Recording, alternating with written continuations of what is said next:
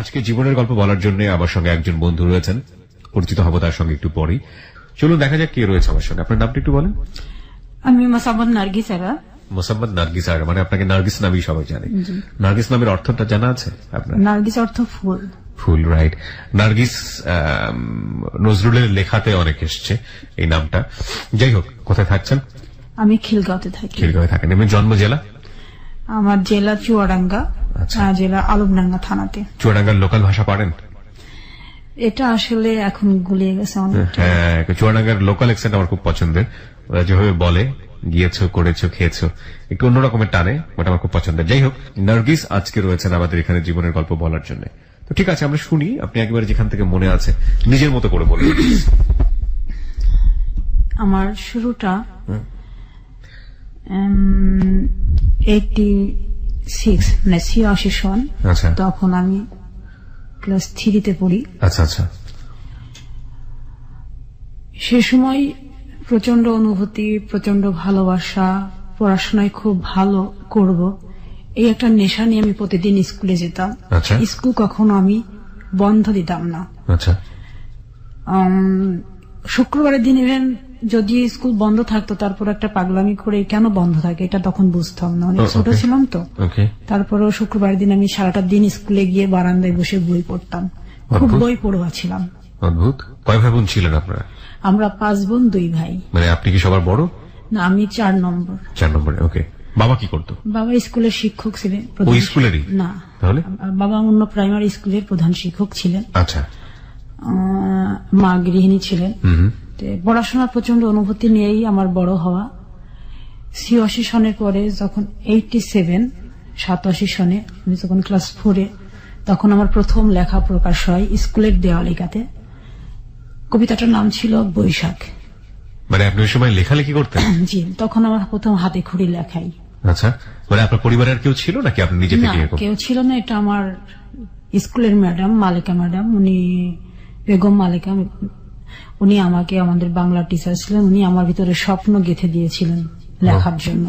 সেই স্বপ্নটা আমাকে তাড়িত করতো যে আমি একদিন বড় হয়ে লেখিও হব, লেখিকা হবেন। জি, এই স্বপ্নটা দিয়ে আমি লেখা শুরু করি। আমার বাবা এটা পছন্দ করতেন না। আর এর মাঝখানে আমি আরেকটা কথা বলিনি, সেটা হচ্ছে আমি সবসময় প্রথম স্থানে অধিকার করতাম। মানে ক্লাসে ফার্স্ট হতেন? আমি কোনোদিন সেকেন্ড হইনি আমার ক্লাসে। বাহ, বিউটিফুল। আমি যখন 88-তে যখন ক্লাস 5-এ আমি জুনিয়র বৃত্তি পরীক্ষা দিব, আমাদের ফ্যামিলিটা ছিল খুব রক্ষণশীল।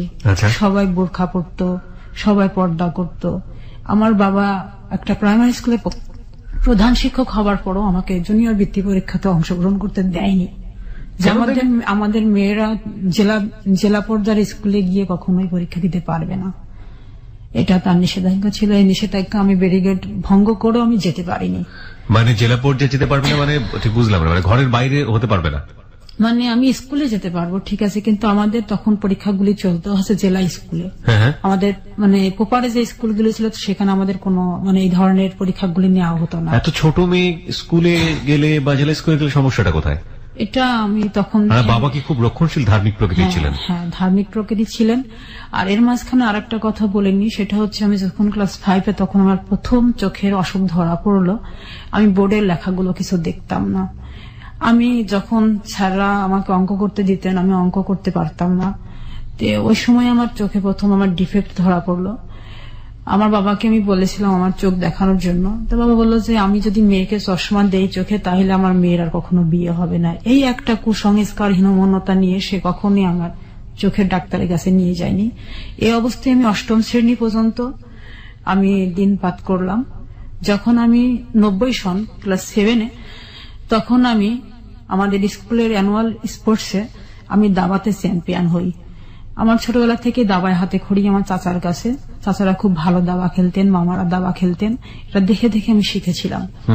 তা আমি 7-এ যখন, তখন আমি দাবাতে চ্যাম্পিয়ন হলাম। 8ম শ্রেণীতে ওঠার পরে আমার রোল তখন 10।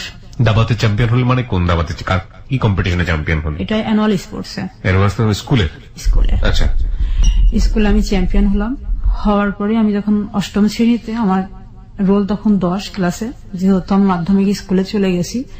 তো তখন আমি হায়ার জুনিয়র বৃত্তি পরীক্ষা দেওয়ার জন্য একটা প্রস্তুতি নিয়েছিলাম। আমার বাবা সেটা তো অংশগ্রহণ করতে দেয়নি। এই দুইটা আমার ছোটবেলার সবচাইতে বড় কষ্ট।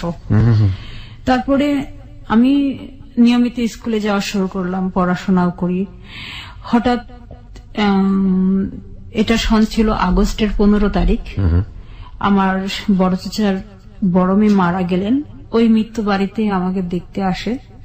দেখতে আসার পরে বাবা পছন্দ করে, কিন্তু আমি জানতামও না যে আমার জন্য কে বা কারা আসছেন। আমি ওই দিন শুক্রবার ছিল। আমি মানে একটা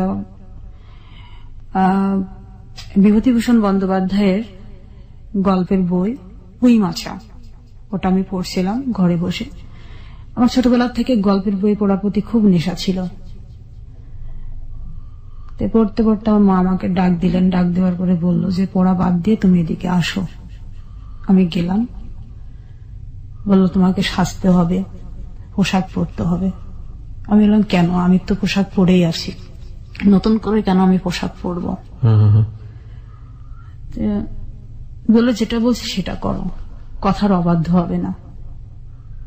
আমি তাদের কথা মতন পোশাক পরলাম এবং আমাকে কি করতে বলা হবে, কেন বলা হবে, কোথায় যেতে হবে, এই অপেক্ষায় আমি থাকলাম। তাও বইটা আমি হাত থেকে ফেলিনি। আমি আমার পড়ার টেবিলে বইটা নিয়ে বসেই আছি। ইতিমধ্যে আমার বড় বোন, যে বোনটার বিয়ে হয়ে গেছে, সেটা হচ্ছে কুমারখালীতে, ও চলে আসলো ওর হাজবেন্ড সহ। আমি এটা দেখে আরো বিস্মিত হলাম। ওর তো এখন আসার কথা না, ও কেন আসলো?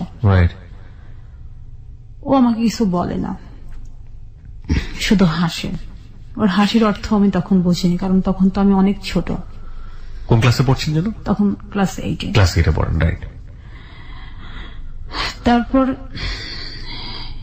বিকেল যখন 5টা বাজে, তখন ইতিমধ্যে 8-10 জন বেশ বয়স্ক লোক আমাদের বাড়িতে আসলেন।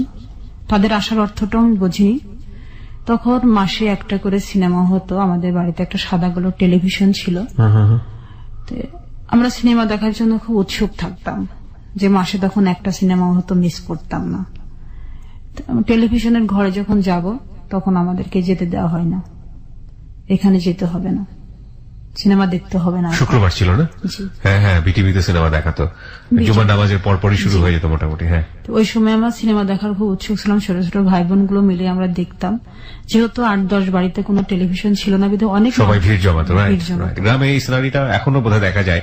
একেবারে প্রত্যন্ত গ্রামাঞ্চলে যাদের টেলিভিশন নাই, তারা হয়তো এরকম করেন। তারপর আমার মা চা তৈরি করলেন, সেমাই তৈরি করলেন, ফলমূল কাটলেন, কেটে আমাকে রান্নাঘরে ডাকলেন। আমি রান্নাঘরে গেলাম। সেগুলো ট্রেতে সাজিয়ে আমাকে আমাদের বসার ঘরে নিয়ে যাওয়া হলো। আমাকে চেয়ারে বসতে বললেন, আমি বসলাম। আমার নাম জিজ্ঞাসা করলো, কোন ক্লাসে পড়ি, ঠিকানা লিখতে বললো, ঠিকানা লিখলাম। লেখার পরে ঘন্টাখানেক তাদের সামনে আমি পুতুলের মতো বসে থেকে আমি উঠে চলে আসলাম। চলে আসার পর তারপরে আর কিছু জানতে পারলাম না, যে কি হবে, কি হচ্ছে, কেন আসলেন, এগুলি আমি কিছু জানতে পারলাম না। বাবাকে শুধু দেখলাম রাত্রি 8টার সময় বাইরে গেলেন এবং 10 মিনিট পরে সে ফিরে আসলেন। এটুকুই শুধু আমার খুব বেশি করে মনে পড়ে। তো মাকে ডাকলেন, ঘরের দরজা বন্ধ করে কি বললেন সেটাও আমি জানি না। তারপরে ওই রাত্রেই বাবা চলে গেলেন কুমারখালীতে। যাওয়ার পরে পরের দিন ফিরে আসলেন, তখন বাজে সকাল 10টা। ওকে।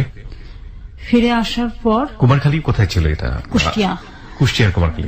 আচ্ছা, যেখান থেকে লোকজনগুলো এসেছিল, তাই কি? জি। ওকে। ফিরে আসার পর বাবা বাড়িতে সমস্ত কিছু তৈরি করা শুরু করলেন। ফ্যামিলির আরো অনেকে, চাচারা, মামারা, মানে একটা উৎসব একটা ভাব চলে আসলো, উৎসব ভাব তখন আমি বুঝতে পারলাম। তারপরে ওনারা আসলেন আমাদের বাড়িতে সন্ধ্যার দিকে আবার, মানে যারা এসেছিল তারা আবার আসলো। হ্যাঁ, আসার পরে ওই মুহূর্তে আমি তখন খুবই মানে হতবাক হয়ে গেলাম। এর মাঝখানে আমার আরেকটা কথা মনে পড়লো, সেটা হচ্ছে আমার ছোট মামা তখন বুয়েটের স্টুডেন্টস। তো মামা তখন ঢাকাতেই থাকতেন। মামা বাড়িতে ফিরলেন, এটা ছিল জুলাই মাস। তো ওই সময় মামা আমার রেজাল্ট দেখলেন যে তোর রেজাল্ট কেমন। আমি বললাম যে মামা আমি 777 মার্কস পেয়েছি এবার, তবে আমি বৃত্তি পরীক্ষা দিব। তো মামা আমাকে বৃত্তি ফিস 80 টাকা সহ আমাকে 500 টাকা হাতে তুলে দিলেন ওই মুহূর্তে। বললেন যে তুমি বৃত্তি গাইড এগুলি সব কিনবে এবং পরীক্ষা ভালো করে দিবে, এসএসসির পরে আমি তোমাকে ঢাকা নিয়ে যাব। আচ্ছা। মামা সেই স্বপ্নটা আমার বুকের মধ্যে শুধু স্বপ্নই হয়ে রইল। মানে ওই সময়টাতে আপনি স্বপ্ন দেখছিলেন যখন আপনার বাড়িতে লোকজনের আনাগোনা হচ্ছে, যে আমার স্বপ্নটাকে সেখানে মৃত্যু দেওয়া হলো আর কি। এই মৃত্যুটার কথা আমার হয়তো শেষ দিন পর্যন্ত আমি ভুলবো না। আচ্ছা, শুনি আমরা স্টোরিটা। তারপরে এইভাবে মামা চলে গেলেন ঢাকাতে। আবার আমাকে খুব সাহস দিলেন, বাহবা দিলেন যে তুমি রেজাল্ট অনেক ভালো করছো, আরো ভালো করতে হবে, আশা করি তুমি অনেক ভালো করবে। বাবার এই সিদ্ধান্তটা উনি জানতেন না, যেহেতু উনি জুলাই মাসে এসেছিলেন আর আমার আমার এই ঘটনাটা ঘটলো হচ্ছে সেপ্টেম্বরে। তারপরে সেপ্টেম্বর ওনারা এসে আবার ফিরে গেলেন। ফিরে যাওয়ার পরে অক্টোবর মাসের 25 তারিখে, ওই দিন ছিল শুক্রবার, বিকেল 4টার দিকে আমাদের বাড়িতে আবারও নতুন করে 8-10 জন আসলেন। বেশ অভিভাবক টাইপের, অভিভাবকরা আসলেন আর কি। আসার পর ওনারা আবার নতুন করে আমাকে দেখলেন। দেখার পরে ওনারা আমাকে পছন্দ করলেন। পছন্দ করার পরে ফিরে গেলেন। ফিরে যাওয়ার পরে বাবাকেও আবার যেতে বললেন। বাবা ওই রাত্রি 10টার সময় চলে গেলেন কুষ্টিয়ার কুমারখালীতে। তারপরে রাত্রি 2টার দিকে বাবা ফিরে আসলেন। ফিরে আসার পর পরের দিন থেকে উৎসব একটা শুরু হলো বাড়িতে। সেই উৎসবের অর্থ আমি তখনও বুঝি। আমার ফুপুরা, আমার বোন, আমার চাচারা সবাই একসাথে হলেন বাড়িতে। হবার পর আমাকে শুধু একটা ঘরের মধ্যেই থাকতে বলা হচ্ছে বারবার। বাইরে বেরোলেই আমার প্রতি রাগারাগি করা শুরু করলেন, তুমি কেন বাইরে এত বেরোচ্ছ। আমি ঘরের মধ্যেই তখন কি করব, আমার তো কিছু করা ছিল না, আমি কোনো কাজও করতে পারতেছি না, পড়তে পারতেছি না। তখন আমি আবার গল্পের বই, বনফল নামে একটা গল্পের বই, ওইটা নিয়ে আমি বসে পড়লাম। বসে পড়ে আমি পড়া শুরু করলাম। তো আপনার তো ভাই বোন ছিল, তাদের সঙ্গে কি কোনো ভালো সম্পর্ক ছিল না? তারা তো কেউ এসে আপনাকে টাচ দেওয়ার কথা যে তোমার এরকম একটা কিছু হতে যাচ্ছে? আমার যে ভাই বোনগুলো ছিল ওরা তো, আমার বয়স 13 বছর, আর আমার ছোট যেগুলো ছিল এগুলো তো আরো ছোট। আর বড় যেগুলো ছিল সেগুলো বিয়ে হয়ে গেছে। বড় বলতে আমার বড় ভাইটা বড়, আর আমার ইমিডিয়েটলি যে বোনটা সেটা হচ্ছে ওর বিয়ে হয়েছে, আর আমার উপরে একটা ভাই ছিল সেটা মারা গেছে। এই কারণে আমি এখন 3 নম্বরে পড়ি, আমি 4 নম্বরে ছিলাম আর কি। যাই হোক, এইভাবে বই পড়ছিলেন? হ্যাঁ, বই পড়ছিলাম। তারপরে আমাকে সন্ধ্যার দিকে নিয়ে গেলেন গোসল করাতে। গোসল করালো, হলুদ মাখালো। তখন বুঝতে পারলাম আমি তখন হতবাক হলাম যে এটা কেন। আমি আর তখন কিছু বলার মতো। আপনি তখনও কি জানতেন যে কার সঙ্গে বিয়ে হচ্ছে? তখনও জানতাম না যে কার সাথে আমার বিয়ে হচ্ছে, এটা আমি জানতাম না, আমাকে দেখানো হয়নি। তারপরে গুটি গুটি করে রাত্রির সময়টা পেরিয়ে মধ্যরাত্রিতে আসলো। আসার পরে প্রায় 2টা বাজে। ওই সময় আমাদের বাড়িতে কাজী আসলেন। কাজী আসার পরে আমাকে একটা রুমে বসিয়ে শুধু সিগনেচার করতে বলা হলো যে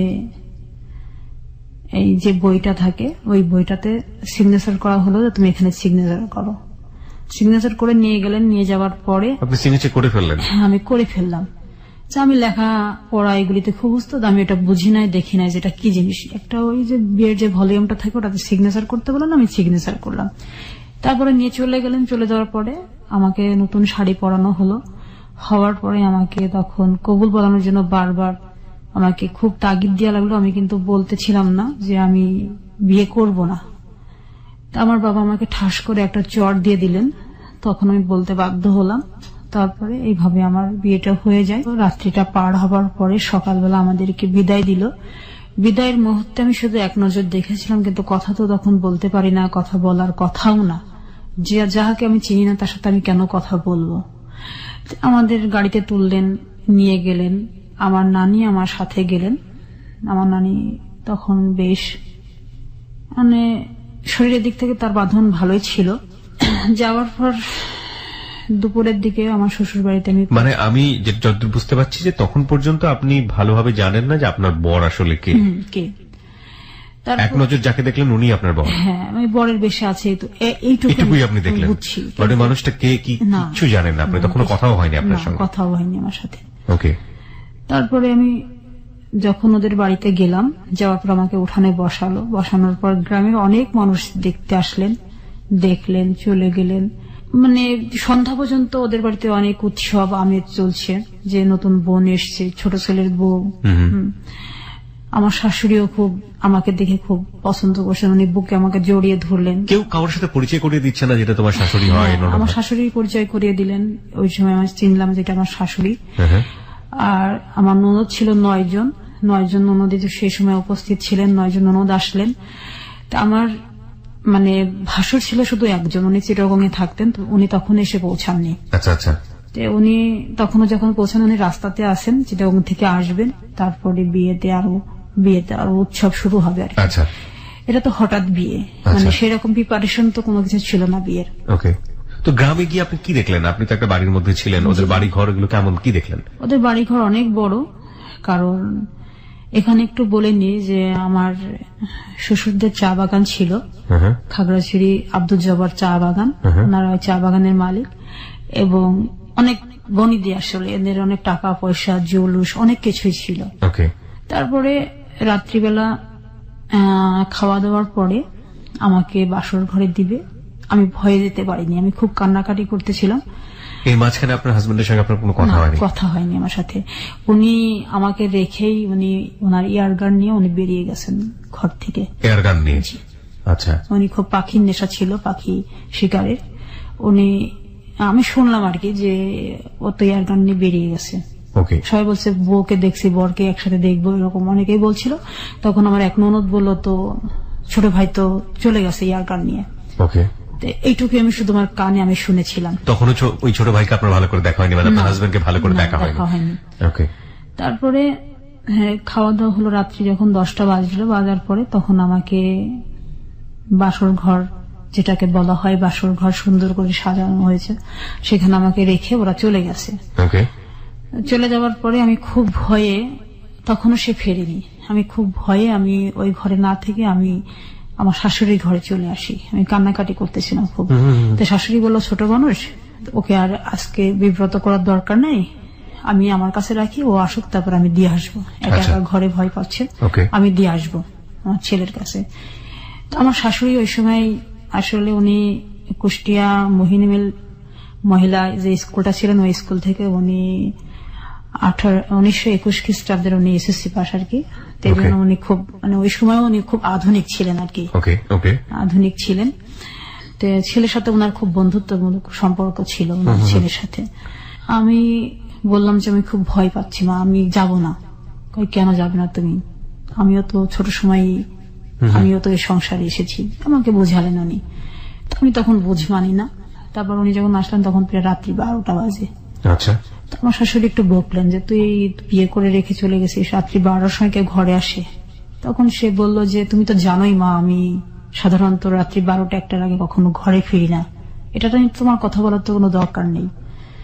তা বললো ওকে পাঠিয়ে দাও, রুমে পাঠিয়ে দাও। তারপরে আমি রুমে কিছুতে যাব না, আমি খুব চিৎকার করে কেঁদে উঠলাম। তখন বললো থাক, আমি একাই রুমে থাকছি, তোমার কাছে রাখো। তা আমি আমার শাশুড়ির কাছে থাকলাম। সে তারপরের দিনও আমি আর যাই নাই। তারপরে উনি 2 দিন ছিলেন ওনার চিটাগংয়ে। তখন রিয়াজউদ্দিন মার্কেটে ওনার কাপড়ের দোকান ছিল, ব্যবসা করতেন, ওইখানেই বাসা ছিল। তো উনি বললো তাহলে আমি চলে যাই, মানে কুষ্টিয়া থেকে চিটাগংয়ে চলে যাই। তাই বললো। তো বললো যে অন্তত বউ ভাতটা পার করে দিয়ে যা। বউ ভাত কাকে নিয়ে আমি পার করবো, সে তো আমার কাছেই আসে না। এটা বললো। বলার পরে 2 দিন পরে আমার মানে ভাসুরের ওয়াইফ, তার 2টা বাচ্চা সবাই চলে আসলো। গ্রামে আসার পরে বাড়িটা আরো বেশি হলো, জমজমাট হলো। আমাদের বাড়ির থেকে লোকজন আমাদেরকে আনতে গেল, আমাকে নিতে আসলো। নিতে আসার পরে আমি আমার মায়ের বাড়িতে গেলাম। যাবার থাকাকালীন উনি ওইখানে আমাদের বাড়িতে গিয়ে একদিন থাকলেন, সেদিন আমি ওনার সাথে আমি এক বিছানায় যাইওনি। মানে আপনাদের সঙ্গে আমি যতটুকু বুঝতে পারি তখন পর্যন্ত কোনো কথোপকথন বা কিছু হয়নি? কথোপকথন হয়নি আমার সাথে। তার আগ পর্যন্ত কি আপনি লোকটাকে সম্পর্কে চেহারায় দেখেছেন? বয়সের ব্যাপার থাকে, কার সঙ্গে বিয়ে হলো, দেখতে কেমন? এটা আমার মনের ভিতর তখন ফিলিংস নেই। আমি শুধু আমার বিয়ে হওয়ার পরেও আমার কিন্তু বই হাতে, তখনও বই হাতে আপনার? আমার বই হাতে। আমি পরীক্ষা দিব, আমি একবার বৃত্তি পরীক্ষা আমি দিতে পারিনি, এবার আমি হায়ার জুনিয়র বৃত্তি পরীক্ষা দিব। এটা আমার তখনও নেশা, আমার চোখে, আমার মুখে, আমার ভিতরে। আমার তখন স্পন্দন যে আমি পরীক্ষা দিব, এটা আমার। আমি আমার শ্বশুর বাড়িতে গিয়েও আমি ওই আমার পড়াশোনার মধ্যে, হ্যাঁ, আমার ভাসুরের ছেলেমেয়েরা, ওই যে আমার স্বাস্থ্য ভাসুরের ছেলেমেয়েরা তখন ক্লাস 8-এ যারা পরে, ওদের কাছ থেকে বই চেয়ে আমি পড়তাম। ওকে ওকে, এরকম। তো গেলেন আপনি বাড়িতে? হ্যাঁ, বাড়িতে গেলাম। তারপর উনি আমাকে রেখে চলে গেলেন আমাদের বাড়িতে। উনি আমাদের বাড়ি থেকে চিটাগং চলে গেলেন। তারপরে আর ফিরে আসেনি। চিটাগং যাওয়ার পরে ওই আমাকে চিঠি লিখতেন, আমি চিঠির উত্তর দিতাম না। চিঠি আসতো প্রতিদিন, মানে প্রতি সপ্তাহে একটা করে চিঠি আসতো। কি থাকতো চিঠির মধ্যে, পড়ে দেখতেন? মনে আছে? পড়তাম, চিঠিগুলো পড়তাম। আমাকে কখনো প্রিয়সী, কখনো প্রিয়, প্রিয়া, কখনো এইভাবে আমাকে সম্বোধন করতেন। ওকে। হয়তো তুমি একদিন আমাকে মেনে নিবে, হয়তো একদিন তোমার সাথে আমার সংসার জীবন শুরু হবে, এরকম অনেক কথাই লিখতেন। ওকে। তারপরে আমাকে, আমি ক্লাস 8-এর, আমি যখন 8ম শ্রেণী, যখন আমি ফাইনাল পরীক্ষা দিব, পরীক্ষাতে অ্যাটেন্ড করলাম। 5টা পরীক্ষা দেওয়ার পরে আমার আর পরীক্ষা দেওয়া হয়নি। আমার বাবা আমাকে রেখে আসলেন আপনার শ্বশুর বাড়িতে? শ্বশুর বাড়িতে। তুমি বিয়ের পরে আর থাকতে পারবে না, এখানে থাকতে পারবে না। না, আমাকে রেখে আসলেন। কিন্তু পরীক্ষাটা দেবার আমার খুব ইচ্ছা ছিল, আমার পরীক্ষাটা দেওয়া হয়নি। শ্বশুর বাড়ি থেকেও কোনো স্টেপ নিল না? না। আমার শাশুড়ি বলল যে, শাশুড়ির খুব ইচ্ছে ছিল আমি পড়াশোনা করি, কিন্তু বললো আমার ছেলের অনুমতি না দিলে আমি তো পড়াতে পারবো না, আর শাশুড়ি। তারপর আমি ওইখানে চলে গেলাম। চলে যাওয়ার পর ডিসেম্বর মাসের 14 তারিখে উনি ফিরে আসলেন চিটাগং থেকে বিকেল 3টার সময়। আমি বাসায় বসে আর কি, আমার শাশুড়িও খুব গল্পের বই পড়তেন। সালেহা নামে একটা গল্পের বই আমি পড়তেছিলাম। তো ওইটা পড়তেছিলাম আমি, শীতের বিকেল, আমি বসে বসে রোদ্রে বসে পড়তেছিলাম। আমার বাইরে সবাই বলছে যে আমার ভাসুরের ছেলে মেয়েরা চিৎকার করে বলছে, চাচা চলে এসছে, চাচা চলে এসছে। আমার শাশুড়ি এবার বাহিরে গেলেন, যে ছেলেকে রিসিভ করে নিয়ে আসলেন। নিয়ে আসার পরে তখন বলছে যে, মা, ওর পাগলামি কি বন্ধ হয়েছে? তাই বলছে, আগে যেরকম পাগলামি করতো এখনো কি পাগলামি করবে? কোনটাকে আসলে আমরা পাগলামি বলবো, কি আসলে পাগলামি, সেটা পুরো গল্প জুড়ে উঠে আসবে। তবে প্রিয় শ্রোতা, আমরা এই পর্যায়ে ছোট্ট একটা বিরতি নিতে চাই। আজকে এখানে নার্গিসের জীবনের গল্প আপনারা শুনছেন। আমাদের সমাজে বাল্যবিবাহের যে রেওয়াজ এবং বাল্যবিবাহের যে ভয়াবহ দিক, সেটা কি আজকের জীবনের গল্প নাকি অন্য কিছু, সেটা একটা প্রশ্ন আমাদের এই প্রথম পার্টি উদ্ভব হয়েছে। আমরা সবসময় একটা কথা বলি যে কোনো বিরতিতে আসলে আজ করার কোনো উপায় নেই যে গল্পটি আসলে কোথায় গিয়ে আবার শুরু হবে এবং কোথায় গিয়ে থামবে। সুতরাং আপনারা এক ধরনের অনুমান করলেও করতে পারেন এতটুকু শোনার পরে, বাট আসলে কি ঘটতে যাচ্ছে সেটা আমরা দেখব। হ্যাঁ, নার্গিস, আপনি যেটা বলছিলেন যে আপনার হাজবেন্ড ফিরে আসলেন এবং আপনার মাকে প্রশ্ন করছেন যে আপনার পাগলামো কমেছে কিনা। তারপর উনি ফিরে আসার পরেই ফ্রেশ হওয়ার পরে উনি ঘুমাতে গেলেন আমার সাথে কোনো কথাবার্তা না বলেই। আমি আমার মতো বই পড়ছিলাম। আমার শাশুড়ি আমাকে বারবার বলছিলেন, তুমি উঠে ঘরে যাও। আমি তারপরও যাইনি। এ পর্যন্ত তার সাথে আমার কোনো কথা, তার সাথে আমার দেখা, এগুলি কিছু নেই। সে দূর থেকে আমাকে দেখে, আমি দূর থেকে তাকে দেখি। এভাবে আমাদের সময়গুলো পার হচ্ছিল, কারণ আমি তখন অনেক ছোট। বিয়ে কি, সংসার কি, স্বামী কি, এগুলো আমি কিছু বুঝতাম না। উনি মানে দেখতে শুনতে কেমন ছিলেন? উনি কি বড়? হ্যাঁ, উনি ওনার, আমাকে একটু জাস্ট বলেন তো, ওনার বয়স তখন কত ছিল যখন আপনাকে বিয়ে করলো? 36 বছর। 36? 36 বছর বয়স্ক একজন ভদ্রলোক ক্লাস 8-এ পড়া একটা মেয়ে, 13 বছরের একটা মেয়েকে বিয়ে করেছে? Nothing to say, this happen in our society. Okay, বলুন। তারপরে রাত্রি 10টার পরে খাওয়া দাওয়া হলো। উনি মানে ঘুমের থেকে উঠে ঘুরে আসলেন। চিটাগং থেকে যেদিন বাড়ি আসলেন, আসার পরে উনি যখন সন্ধ্যার পরে মানে বাইরে গেলেন, তখন ওনার হাতে হুইল ছিল আর কি। হুইল দিয়ে উনি মাছ ধরার জন্য গেলেন। আচ্ছা আচ্ছা। এবং তখন তো আমি ড্রিঙ্কস কি জিনিস সেটা বুঝতাম না। ওনার হাতে একটা বোতলও ছিল, এটা আমি দেখেছিলাম। বারান্দায় দাঁড়িয়েছিলাম, উনি ড্রিঙ্কস এর বোতল এবং হুইল নিয়ে উনি বেরিয়ে চলে যান। ওনার একটা খুব প্রিয় গাড়ি ছিল, 100 একটা গাড়ি আর কি, এই যে মোটরসাইকেল গুলো আর কি। ও আচ্ছা, 100 সিসি। হ্যাঁ, 100 সিসি। ওই গাড়িটা ওনার ছিল, খুব প্রিয় গাড়ি। ওই গাড়িটা নিয়ে উনি বেরিয়ে গেলেন। ওকে। তারপরে রাত্রি 10টার পরে ফিরে আসলেন, মাছ নিয়ে আসলেন। মাছ ধরে বন্ধু বান্ধবের সাথে হইচই করে মাকে বললেন যে তুমি এগুলো মানে কাজে যে মেয়েটা আমাদের ছিল আর কি, ওর কাছে দিল, পরিষ্কার করলো, শাশুড়ি রান্না করলো। তখন আমি সংসারের কোনো কাজে হাত দেইনি, আমাকে হাত দিতে দেয়ও না। ওকে। তারপরে খাওয়া দাওয়ার পর যখন সবাই যখন শুয়ে পড়ছে, আমি যখন আর যাই না, তখন আমি যে ঘরে ছিলাম আর কি, আমার শাশুড়ির ঘরে আমি ছিলাম না, আমি আরেকটা ঘরে আমি বসে বসে বই পড়তেছিলাম। সেই ঘরে এসে আমাকে এক প্রকার জোর করে আমাকে নিয়ে যায় তার ঘরে। আমি খুব চিৎকার করে উঠি, খাটে নিয়ে গিয়ে আমাকে বেঁধে ফেলে। বেঁধে ফেলার পরে ওই দিনই আমার সাথে প্রথম সে সেক্স করলো এবং আমাকে রেপ করার মতো করেই করলো। ও মাই গড। আর ওই রাত্রে আমি আমার বড় সন্তানকে আমি কনসেপ্ট করি। এটা আসলে পরে ইউরিন টেস্টে ধরা পড়ে। My goodness. তারপরে উনি 4 দিন ছিলেন। 4 দিন আমাকে এভাবে অত্যাচারের মাধ্যম দিয়ে উনি আমাকে ব্যবহার করেছেন, যেহেতু আমি রাজি ছিলাম না সেক্সে, সেহেতু। তারপর উনি 4 দিন পরে চলে গেলেন।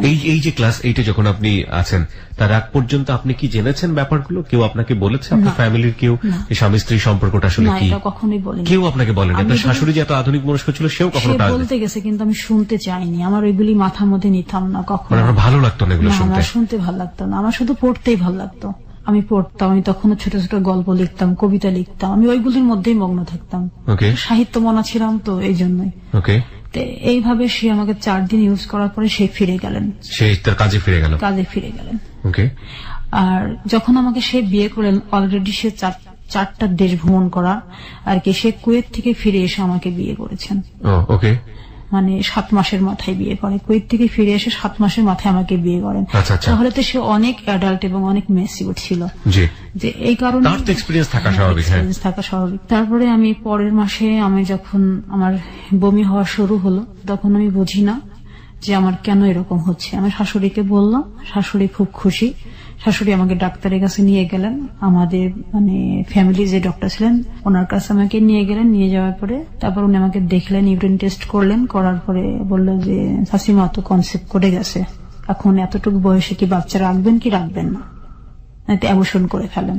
তো আমার হাজবেন্ডের কাছে যখন এটা গেল, আমাদের বাসায় ল্যান্ড ফোন ছিল, ল্যান্ড ফোনটা যখন হাজবেন্ডের কাছে গেল, যাওয়ার পরে উনি ফিরে আসলেন। আবার নিয়ে আসার পরে আমাকে অনেকগুলি ডাক্তারের কাছে নিয়ে গেলেন আমাকে অ্যাবর্শন করানোর জন্য। আমি করিনি। আপনি করেননি? না। কেন? আমি করিনি। আমি বললাম যে আমি এই যন্ত্রণা সহ্য করতে পারবো না, যে যন্ত্রণা দিয়ে আমাকে করবে, ডাক্তার আমাকে বলেছে সবকিছু। তো আমি এটাতে যখন রাজি হলাম না, তখন সে আবার মানে বিরক্তি হয়ে আমার সাথে কথা না বলেই এক প্রকার এটা খুব রাত ব্যবহার করে চলে গেলেন। আবার চিরবঙ্গে ফিরে গেলেন, মাকে বলে গেলেন যদি ও মানে ওর মতামত ফিরে, তাহলে তুমি ওটা অ্যাবর্শন করে ফেলো। আমি এখন এত মানে অল্প সময়ের মধ্যে আমি বাবা হতে চাই না। এত বিয়ের অল্প সময়ের মধ্যেই, মাত্র 2 মাস 2.5 মাস বিয়ে হয়েছে। তো এটা তখন আমার শাশুড়ি আমাকে অনেক বোঝাতে লাগলেন, আমি বুঝলাম না। তা আমি বললাম যে মা, আমার যা হবার তো হয়ে গেছে, আমি এখন বুঝি বিয়ে কি জিনিস, বাচ্চা কি জিনিস, আমি একটু বুঝতে পারি, তো থাক না কেন, থাকলে তো সমস্যাটা কি, আমি এটা তখন বলেছিলাম। তারপরে এভাবে প্রায় 4 মাস অতিবাহিত হয়ে যাওয়ার পরে আমার চোখে তখন অনেক সমস্যা দেখা দিল। আমার চোখ দিয়ে পানি পড়তো, আমার চোখে তো এমনি ছোটবেলায় একটা ডিফেক্ট দেখা দিল, আমার চোখ দিয়ে পানি পড়তো। এগুলি হওয়ার পরে আমার বাবা আসলেন আমাকে আমার ডাক্তার দেখাবার জন্য। আপনার ফ্যামিলি কি জানলো যে আপনি কনসেপ্ট করেছেন? জি জি। ওনারা কিভাবে নিলেন? ওনারা স্বাভাবিকভাবেই নিলেন, যেহেতু আমার বড় বোনের তখনও বাচ্চা হয়নি, বড় বোনের 3 বছর বিয়ে হয়ে গেছে। 12-13 বছরের একটা মেয়ে সে কনসেপ্ট করে যাচ্ছে এবং সেটাকে একজন স্কুলের প্রধান শিক্ষক সে স্বাভাবিকভাবে নিচ্ছেন। যদি এরকম হতো যে একেবারে অশিক্ষিত আমাদের প্রান্তিক পর্যায়ের সমাজ বলতে যেটা বুঝি সেই পর্যায়ের একজন মানুষ, 2 পরিবারের কথাই যদি বলি, শ্বশুর বাড়ির লোক প্রচন্ড বনেদি এবং তাদের অর্থবিত্ত কিরকম সেটা আপনারা ওর বর্ণনা শুনেই বুঝতে পারছেন, তারা বিয়ে করেছে এত ছোট একটা মেয়েকে এবং সে কনসিভ করে গেছে, সেটাকে স্বাভাবিকভাবে নিচ্ছে। কিংবা যেই লোকটি এই ধরনের কাজ করলেন তিনি একবারের জন্য চিন্তা করলেন না যে এর রেজাল্টটা কি হতে পারে। ওনার হাজবেন্ডের কথা আমি বলছি। কি নাম ছিল ভদ্রলোকের? মোহাম্মদ আমানুল্লাহ সাহেব। এবং একই সাথে ওনার বাবা এবং ওনার ফ্যামিলি। বিয়ে দেয়াটা তো একটা ভয়াবহ রকমের অপরাধ করেছে সেটা, তারপরেও মেয়েটা কনসিভ করেছেন এবং এটাকে স্বাভাবিকভাবে নিচ্ছেন। Hardest reality. ওকে, বলুন তারপরে আমি ঢাকাতে আসলাম তখন। জি, চোখ দেখানোর জন্য। হ্যাঁ, ঢাকাতে আসলাম। মামার বাসাতে উঠলাম উত্তরা 6 নম্বর সেক্টরে। তারপরে ওখান থেকে মামা ঢাকা ক্যান্টনমেন্টের, উনি তখন মেজর, আমার 4 নম্বর মামা, আমার মামা 6 জন, উনি হচ্ছে মেজর, তখন আমি করি আর কি। মামা বাবাকে খুব বকলেন যে এত সুন্দর একটা মেয়ের ভবিষ্যৎ তুমি নষ্ট করে দিলা, এটা তোমার কাছে আমি চাইনি, আমার বোনটা তোমার কাছে এজন্য আমরা বিয়ে দেয়নি। তারপরে পরিবাগে ডক্টর হারুন সাহেব প্রফেসর, ওনার কাছে আমাকে দেখানো হলো চোখ। দেখানোর পরে উনি চোখ দেখলেন, ট্রিটমেন্টের ব্যবস্থা করলেন, চশমা দিলেন। এটা নিয়ে আমি ফিরে গেলাম বাড়িতে। জুলাইয়ের 2 তারিখ, ওই দিন ছিল শুক্রবার। আমার হাজবেন্ড আমাকে আর মেনে নিতে পারে না। কেন? সে শুধু একটা কথাই বলে যে আমি অন্ধবধি, কি করব, তোমার চোখে এত পাওয়ার, এত এই। তখন কি আপনি চশমা নিচ্ছেন? হ্যাঁ, প্রায় 1200-র উপরে আমার চোখের ইয়ে। আমার ওই গ্লাসটা যদি আমি এইভাবে পেপার রাখতাম রোদ্রে, আমার ওই পেপারটা আগুন ধরে যেত, মানে ম্যাগনিফাইং গ্লাসের মতো ছিল। তখন আপনি পেটে বাচ্চা, এই অবস্থায় আপনার হাজবেন্ড বলছে অন্ধ বউদে কি করবো? হ্যাঁ, ওই সময় উনি আমাকে আমার বাবার সাথে আমার বাবাকে ডেকে অপমান করে আমাকে তুলে দেন। কি বলেন, আপনার মনে আছে ওই দিনের ঘটনাগুলো? সে আমার সাথে কোনো কথা বলেনি, বাবাকে খুব অপমান করেছিল। কি বলেছিল বাবাকে? বলছিল যে আপনি গোপন রেখে বিয়ে দিয়েছেন আপনার মেয়েকে, আর কোথাও বিয়ে দিতে পারবেন না, এই করবেন সেই করবেন, অনেক কথা। এগুলি আসলে ভাষায় বর্ণনা করার মতো না। এটা আমার বাবার জন্য আসলে প্রাপ্য শাস্তি ছিল। আমি খুব খুশি হয়েছিলাম যখন বাবা অপমানিত হচ্ছে, এটা আমি খুব খুশি হয়েছিলাম সেদিন। আমি তো চাইনি যে বিয়েটা হোক, এটা তো বাবার পছন্দের বিয়ে, বাবার দেখার বিয়ে, এটা বাবাই তো চয়েস করে বিয়ে দিল। আমি খুব খুশি হয়েছিলাম বাবা অপমানিত হয়। বাবা মাথা নিচু করে আমাকে নিয়ে চলে আসেন। তখন আমাদের রাজবাড়ি টু খুলনার একটা ট্রেন চলতো, তিতুমির এক্সপ্রেস। ওই ট্রেনে আমি আলমডাঙ্গাতে ফিরে যাই, কুমারখালীর থেকে ট্রেনে উঠি। তখন কত মাসের অন্তঃসত্ত্বা আপনি? আমি তখন 7 মাস। আপনি যে ডেটগুলো বলছেন, বিভিন্ন যে ডেটগুলো বলছেন, আপনার সবকিছু মনে আছে একদম পুঙ্খানুপুঙ্খ, কিভাবে মনে আছে? আমার তো 5 বছর আগের অতীত হয়ে মনে করতে পারি না। আসলে কিভাবে মনে আছে আমি নিজেও জানি না। আমার প্রত্যেকটা সন, তারিখ সবই মনে থাকে এখনো। আমার এখনো। চমৎকার, খুবই চমৎকার। বলুন তারপরে বিকালে ফিরে আসলাম। ফিরে আসার পরে 5টার সময় বাড়িতে উপস্থিত হলাম। হওয়ার পরে 7টার দিকে আমার চাচিমা, একজন ডক্টর, বেগম নুরুন্নাহার, আমার বাবার ফুফাতো ভাইয়ের বউ, চাচিমার কাছে আমাকে নিয়ে যাওয়া হলো টেস্ট করানোর জন্য। বেবি ঠিক আছে কিনা? হ্যাঁ, আমি যখন বাড়িতে পা দিয়েছি চাচি তখন শুনতে পারলো। চাচি আমাদের বাড়িতে ল্যান্ড ফোন ছিল। চাচি আমাকে মাকে ফোন করলো যে ভাবি ও তো এসছে, ওকে নিয়ে তুমি ক্লিনিকে চলে আসো। কণা নার্সিং হোম আমাদের ওই ক্লিনিকটার নাম, আলমডাঙ্গার পোপাড়ি থানার সাথে। চাচিমার কাছে আসলাম। আসার পরে চাচা খুব আমাকে দেখে মাথায় হাত দিয়ে বলল, মা তোর জীবনটা তো এলোমেলো হয়ে গেল, যদি মেয়ে হোস তাহলে আমাকে দিয়ে দিস, আমি মানুষ করব। পয়েন্ট করার মতো বিষয় একটা হচ্ছে ক্লাস 8 পড়ুয়া একটা মেয়ে, যার সুপার ব্রিলিয়ান্ট রেজাল্ট, যাকে পরীক্ষা দিতে দেওয়া হচ্ছে না, বৃত্তি পরীক্ষাগুলো, বিয়ে হয়ে গেছে। বিয়ে হওয়ার পরে স্বামী কি জিনিস সেটা বুঝে ওঠার আগেই কনসিভ, এবং লেখাপড়া বন্ধ। তখন একটা পর্যায়ে বাবা চোখের ট্রিটমেন্ট করাতো না, কারণ মেয়ে যদি চশমা পরে তাহলে তার বিয়ে হবে না। সেটাও ধরা পড়ে গেল, কারণ শরীর তো আসলে আর বাবার মতো না। হ্যাঁ, সেটা তো আর কোনো কিছু গোপন করে না, সেটা ঠিক মতো একসময় বেরিয়ে হয়ে যায়। সেটা ধরা পড়ার কারণে, মেয়ে চশমা পরার কারণে, মোটা গ্লাসের চশমা পরার কারণে হাজবেন্ড বাবাকে ডেকে চরমভাবে অপমান করে 7 মাসের অন্তঃসত্ত্বা অবস্থায় তাকে শ্বশুর বাড়ি পাঠিয়ে দিলেন। অর্থাৎ লেখাপড়া বন্ধ, চোখটা ভবিষ্যতে কি হবে সে জানে না, এবং একই সাথে সে 7 মাসের অন্তঃসত্ত্বা, বেবিটার কি হবে সেটারও কোনো খোঁজ খবর নেই। এরকম একটা অবস্থায় গল্প রয়েছে। হ্যাঁ, বলুন। তারপরে জুলাই মাসটা পার হলো। এরপরে কি শ্বশুর বাড়ি থেকে কেউ যোগাযোগ করছে না? আর কখনো যোগাযোগ করেনি কেউ।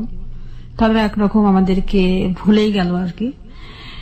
সেপ্টেম্বর মাসের 9 তারিখ সেদিন আমার পেন উঠলো রাত্রে তখন অনেক রাত। আমার দাদি খুব সচেতন মানুষ ছিলেন, তা উনি আমাকে এসে দেখলেন। দেখার পরে মাকে ডাক দিলেন। ডাক বললো যে ওকে তো ক্লিনিকে নিতে হয়। বারবার আমার বাথরুমে যাওয়া দেখে দাদি এটা ফলো করে, দাদির ঘরের সামনে দিয়ে যেতে হতো। তো উনি আমাকে উঠে জিজ্ঞাসা করলেন তোর কি সমস্যা হচ্ছে?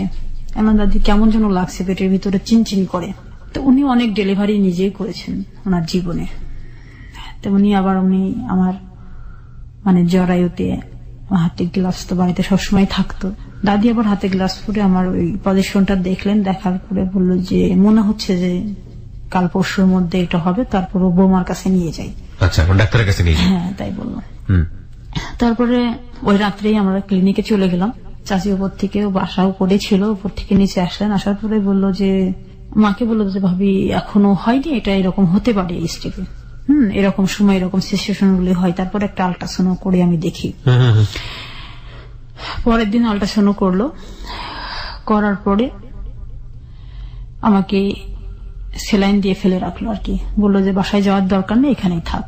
আচ্ছা, ক্লিনিকেই থাক। 10 তারিখ পার হলো, 11 তারিখ পার হলো। 11 তারিখ থেকে আমার ব্যথা বন্ধ হয়ে গেল, আমার কোন আর ব্যথা নেই। এদিকে ডেলিভারি হওয়ার সম্ভাবনা বন্ধ হয়ে গেল, আমার শরীর আর রেসপন্স করে না। 12 তারিখ দুপুর পর্যন্ত চাচিমা অনেক ওয়েট করলেন যে দেখি কি হয়। তো 12টার সময় উনি আমাকে আবার নতুন করে আবার একটা সেলাইন পুশ করলেন, ওষুধ দিলেন। দেওয়ার পরে আমি ক্লিনিকেই আছি, আমার সেলাইন তো পুশ চলছে। আমার শুয়ে থাকতে ইচ্ছে করছিল না, খুব কষ্ট হচ্ছিল, প্রচন্ড কষ্ট। যে কষ্টটা আমি মনে হচ্ছিল আমি কেন এখানে, আজকে আমার কেন বাচ্চা হবে, আজকে আমার কেন পড়া বন্ধ হবে, আমার কেন বিয়ে হবে, কেন আমার বিয়েটা আবার ভেঙে যাবে, এগুলি আমি কখনো মেলাতে পারিনি। এইসব অনুভূতিগুলো ভিতরে ভিতরে খুব কষ্ট দিচ্ছিল। দাদির সাথে ছোট ছোট গল্প করতেছিলাম। আমি বলছিলাম, দাদি আমার বাচ্চা মনে হয় 1 মাস পরে হবে, আমার মনে হয় ভুল আছে আমার হিসাবে, চলো বাড়িতে চলে যাই, আমার ভালো লাগছে না এগুলো, তুমি সেলাইনটা বের করে ফেলো। তুই ওয়েট কর না, ওয়েট কর। আমি তখন বললাম আমি আর শুয়ে থাকতে পারবো না, একটা নার্সকে ডাক দাও, যেহেতু আমাদের ক্লিনিক, আমাদের এটা একটা পাওয়ার আছে, একটা নার্সকে ডাক দাও, ওই স্যালাইনের এটা নিয়ে ঘুরবে আমার পিছন পিছন, আমি একটু হাঁটবো। আচ্ছা আচ্ছা, আমি আর শুয়ে থাকতে পারছি না, আমি বেডে আর শোবো না। আমি আজকে 2 দিন বেডে শোয়া, আমার খুব কষ্ট হচ্ছে বেডে শুতে। তখন একটা নার্স আসলো, আসার পরে ওটা নিয়ে আমি বিভিন্ন রোগীদের দেখে বেড়াতে লাগলাম। আর বাচ্চা যাদের হয়েছে, বাচ্চা যাদের হবে, এরকম রোগী অনেক আছে। আমি তখনও হাজবেন্ডের কোনো খোঁজ খবর নেই? না, খোঁজ খবর নেই। আচ্ছা। তারপর আমি দেখতে দেখতে আমার মেডিসিন যেগুলো মানে আরো পাওয়ারফুল মেডিসিন, যাতে সিজার করে যাতে না লাগে, চাচি এই ব্যবস্থাই করেছেন আর কি। যেহেতু বয়স্ক হাজবেন্ড, চাচিমা এগুলো সব বুঝে, সে আমার মাকে বলছে যে বয়স্ক হাজবেন্ড যদি সিজার করা হয় হয়তো নাও মানতে পারে। হ্যাঁ, আর সিজার করলে তো একটা সমস্যা থেকে যায়, সেলাইয়ের একটা সমস্যা থেকে যায়, অনেক কাজের একটা সমস্যা থাকে। বললাম আমি নর্মাল যতক্ষণ হবে না ততক্ষণ আমি ডেলিভারি করব, কিন্তু আমার সেপ্টেম্বরের 13 তারিখে আমার আসলে ডেট ছিল বাচ্চা ডেলিভারি হবার, এটা 12 তারিখের ঘটনা। কি পরিমাণ ভয়াবহ রূঢ় আইএমএ জাহিলিয়া যুগে আমরা বসবাস করি। একটা মেয়ে বাঁচবে কিনা সেটার কোনো খোঁজ খবর নেই, ওই মেয়েটা ডেলিভারি কিভাবে হবে এবং হাজবেন্ড সেটা মানবে কিনা সেটা নিয়ে চিন্তা ভাবনা। এবং যে হাজবেন্ড 7 মাসের পরে শুধু চোখের সমস্যার কারণে বাবা বাড়ি পাঠিয়ে দিয়েছে এবং একবারের জন্য খোঁজ খবরও নেয়নি, তার বাচ্চাটারও খোঁজ খবর নেয়নি, এবং সে হাজবেন্ডের জন্য চিন্তা করছে এই মেয়েটার, যে মেয়েটা ডেলিভারি হতে গিয়ে মারা পর্যন্ত যেতে পারে। মানে বর্ণনাতীত, মানে এগুলো আসলে বর্ণনা করতে গেলে নিজের ভেতরের যে মানে ক্ষুব্ধ যে মানে মানে রূঢ় যে আচরণ, আসলে রেডিওতে বসে কন্ট্রোল করা খুব ডিফিকাল্ট হয়ে যায়, যে কারণে কিছু বলছি না আসলে। বলুন। তারপর বেলা যখন 1:30 বাজে হঠাৎ করে আমার পানি ভাঙলো, যেটা হয় আর কি বাচ্চা হওয়ার আগ মুহূর্তে। হ্যাঁ, তখন নার্স আমার মায়ের হাতে ওরা দিয়ে উনি দৌড়ে পড়ে গেলেন আমার চাচিকে ডাকার জন্য। আর 2টা নার্স আমাকে বেডে তাড়াতাড়ি শুয়ে দিলেন। শুয়ে দেওয়ার পর চাচিমা এসে খুব বকাবকি শুরু করলেন, তোমাকে না বলছি এই মুহূর্তে হাঁটবে না, এখন শুয়ে থাকতে হবে বেশি, তুমি কেন হাঁটাহাঁটি শুরু করলে, এখন যদি অন্য কিছু হয় তাহলে আমি কি করব, বাচ্চাটা মরে গেল আমার কোনো সমস্যা নেই, কিন্তু তোমাকে তো বাঁচাতে হবে। চাচিমা এইভাবে আর কি রাগ করে উঠলেন। উনি তো আমাদের ফ্যামিলির এইগুলি তো মানতেই পারছেন না, উনি তো নওগাঁর মেয়ে ছিলেন, উনি অনেক মানে যুদ্ধ করে উনি ডাক্তার হয়েছিলেন, ওনার জীবনের হিস্টোরিটা আমার চেয়ে আরো বেশি করুন আমার চাচিমার, এই কারণে উনি মানতে পারছেন না। আমার মেয়ে 2:30টার দিকে হলো, আমার মেয়ের কোনো ভিতরে মানে স্পন্দন ছিল না। মেয়ে হলো ফার্স্ট? জি, স্পন্দন ছিল না আমার মেয়ের কোনো কান্না নেই, শ্বাস নেয় না, কিচ্ছু নেয় না। আমি শুধু দেখলাম চোখ মেলেন, চাচিমা মানে পা দুটো এরকম ধরে শুধু থাবড়াচ্ছে বাচ্চাটাকে, শুধু কান্না করার চেষ্টা করাচ্ছে। যখন আর কাঁদলো না, একটু কেঁদে ওঠার পর পরে ওনাকে মানে সিলিন্ডার দিল, সিলিন্ডারে নাকে দিয়ে ওকে একটা বেবি কডে দিয়ে ওকে বাইরে দিয়ে দিল। তারপরে অক্সিজেনের সিলিন্ডার দিয়ে ওনাকে বাইরে দিয়ে দিল আর কি, বাচ্চাটাকে। হ্যাঁ, বাইরে দিয়ে দিল। চাচিমা তারপরে আমার যেটুকু ট্রিটমেন্ট করার দরকার করে উনিও বাচ্চাটাকে দেখাশোনা করার জন্য বেরিয়ে গেলেন। তার মা আমাকে শুধু বললো অনেক সুন্দর মেয়ে হয়েছে, তাই বললো। আপনার মা? হ্যাঁ। ওকে। আমার মেয়ের ওজন তখন 4.5 পাউন্ড। আচ্ছা। 4.5 পাউন্ডের একটা মেয়ে আমি আমার শরীর থেকে বের করলাম। এই অনুভূতিটা অনেক, এটা ইট কান্ট বি এক্সপ্লেইন। এটা আসলে মা হওয়ার অনুভূতিটা আসলে এক্সপ্লেইন করা যায় না। তারপরে রাত্রি 10টার দিকে আমরা ক্লিনিক থেকে বাড়িতে গেলাম। আচ্ছা। জসিমা বললো এখন বাড়িতে যেতে। বাচ্চাটাকে কোলে নিয়ে চলে গেলেন? আমার মায়ের কোলে ছিল। আপনি তখনও নেননি? আমি কোলে তখনও নেয়নি। তারপর বাড়িতে গেলাম। বাড়িতে যাবার পরে আমার বোন, বড় বোন, আমার বড় দুলা ভাই সবাই আসলো আমাদের বাড়িতে। আসার পরে বাড়িতে ভালো একটা আনন্দ, অনেকদিন ছোট বাচ্চা বাড়িতে নেই। আমার বাচ্চাটাই ফার্স্ট ওই মুহূর্তে। আমার মেয়ের নাম আমি নিজেই রাখলাম ফাতেমাতুজ জোহরা তন্নি। আমার মেয়ের নাম ফাতেমাতুজ জোহরা তন্নি। ওকে, জি রাখলাম। পরের দিন সকালে আমার বড় চাচার মেজো ছেলে আর কি, আমার মেজো ভাই, উনি ফ্যামিলির মানে সমস্ত কিছু কাজগুলোর মধ্যে উনি বেশি ইনভলভ থাকতেন। আচ্ছা। ওনার হাতে মাছ মিষ্টি এগুলো দিয়ে আমার শ্বশুর বাড়িতে পাঠালেন খবর দিয়ে যে মেয়ে হয়েছে, খবর নিয়ে তুমি যাও। আমার বাবা ওকে পাঠালো। মেজো ভাই গেলেন আমার শাশুড়ির কাছে। আমার শাশুড়ি বললো আমার ছেলে নেই, আমি কিভাবে দেখতে যাব, এখান থেকে কেউ দেখতে যাবে না। আচ্ছা। এই বলে পরের দিনই ওই সকালে গেছেন ভাইয়া, সন্ধ্যার সময় ভাইয়া ফিরে এসছেন। ফিরে আসার পরে এই কথা বললেন। সবাই বিমর্ষ। সেপ্টেম্বরের 12 তারিখে তো মেয়ে হলো। অক্টোবর মাসের 10 তারিখ 9 তারিখে আমি আর আমার বাবা ডাক্তার বলেছিলেন যে হারুন সাহেব যে আপনার যে নাতিটা হবে তাকে আপনি টেস্ট করাবেন, হবার পরপরই, যেন দেরি করবেন না। ঢাকাতে আসার দরকার নেই, আমার ছাত্র জালাল আহমেদ খুলনাতে বসে, ওখানে আপনি দেখাবেন। আমি 9 তারিখে বাবার সাথে করে ট্রেনে করে চলে গেলাম, যেহেতু ডেলিভারি রোগী বাস। মেয়েটাকে কি দেখাবে, মানে মেয়েটাকে টেস্ট করবে? মেয়ের চোখে কোনো সমস্যা আছে কিনা। ডাক্তার জালাল সাহেবকে দেখালাম। দেখানোর পরে পরের দিন আমি সকালে ট্রেন ধরে চলে আসলাম বাড়িতে। আসার পরে 10টার সময় বাড়িতে এসে পৌঁছালাম। রূপসা ট্রেনে আসলাম খুলনা থেকে আলমডাঙ্গা। আমাদের তো 2 ঘন্টা লাগে ওখান থেকে আসতে। আমি ড্রেস শেষ মানে খুলে আমি হাত মুখ ধুয়ে বাচ্চাটাকে দুধ খাওয়ানোর জন্য বারান্দাতে বসেছি। এর মাঝখানে পিয়ন চলে এসছে, আমাদের পোস্ট অফিসের পিয়ন। এসে বললো যে একটা রেজিস্টার চিঠি আছে নার্গিসকে, তার নামে একটা চিঠি, তাকে সিগনেচার করে নিতে হবে। আমি আমার ছোট ভাইটা ও বললো যে জপু হচ্ছে ওই তো পিয়ন এসছে, তোমাকে ডাকছে। আমি গেলাম, বাচ্চাটাকে মায়ের কোলে দিয়ে আমি সিগনেচার করে দিয়েছি। দিয়ে আমি যখন চিঠিটা খুলছিলাম তখন আমার সমস্ত শরীর কম্পন শুরু হয়ে গেছে। আমি জানতাম না যে কেন আমার ভিতরে একটা ভূমিকম্প হলো, বুঝতে পারলাম না। মানে কোনো কিছু খারাপ কিছু কেস করছিলেন এরকম। পরে আমি শুধু ছিঁড়ার পরে আমি শুধু বের করছি শুধু তয়াকার লয়াকার কর, এতটুকুই আমি দেখছি, এর বেশি কিছু আমি দেখিনি। আমি ওই মুহূর্তে আমি মূর্ছা যাই, আমার জ্ঞান হারিয়ে ফেলি। বহুবার গা শিউরে উঠেছে হ্যালো 8920 জীবনের গল্প শোনার পরে, কিন্তু আজকের মতো ভয়াবহ ভাবে গা শিউরেও আমার কোনোদিন ওঠেনি। কিছুই বলার নেই, টোটালি স্পিচলেস। 20 মিনিট পরে আমার জ্ঞান ফিরে আসে। তারপরে আমার স্যালাইন দিয়ে আমাকে শুয়ে রাখেন। রাখার পরে তা বললেন যে মা আমাকে পুরা আমাকে যে লেটারটা সেটা আমাকে দাও, আমি দেখব।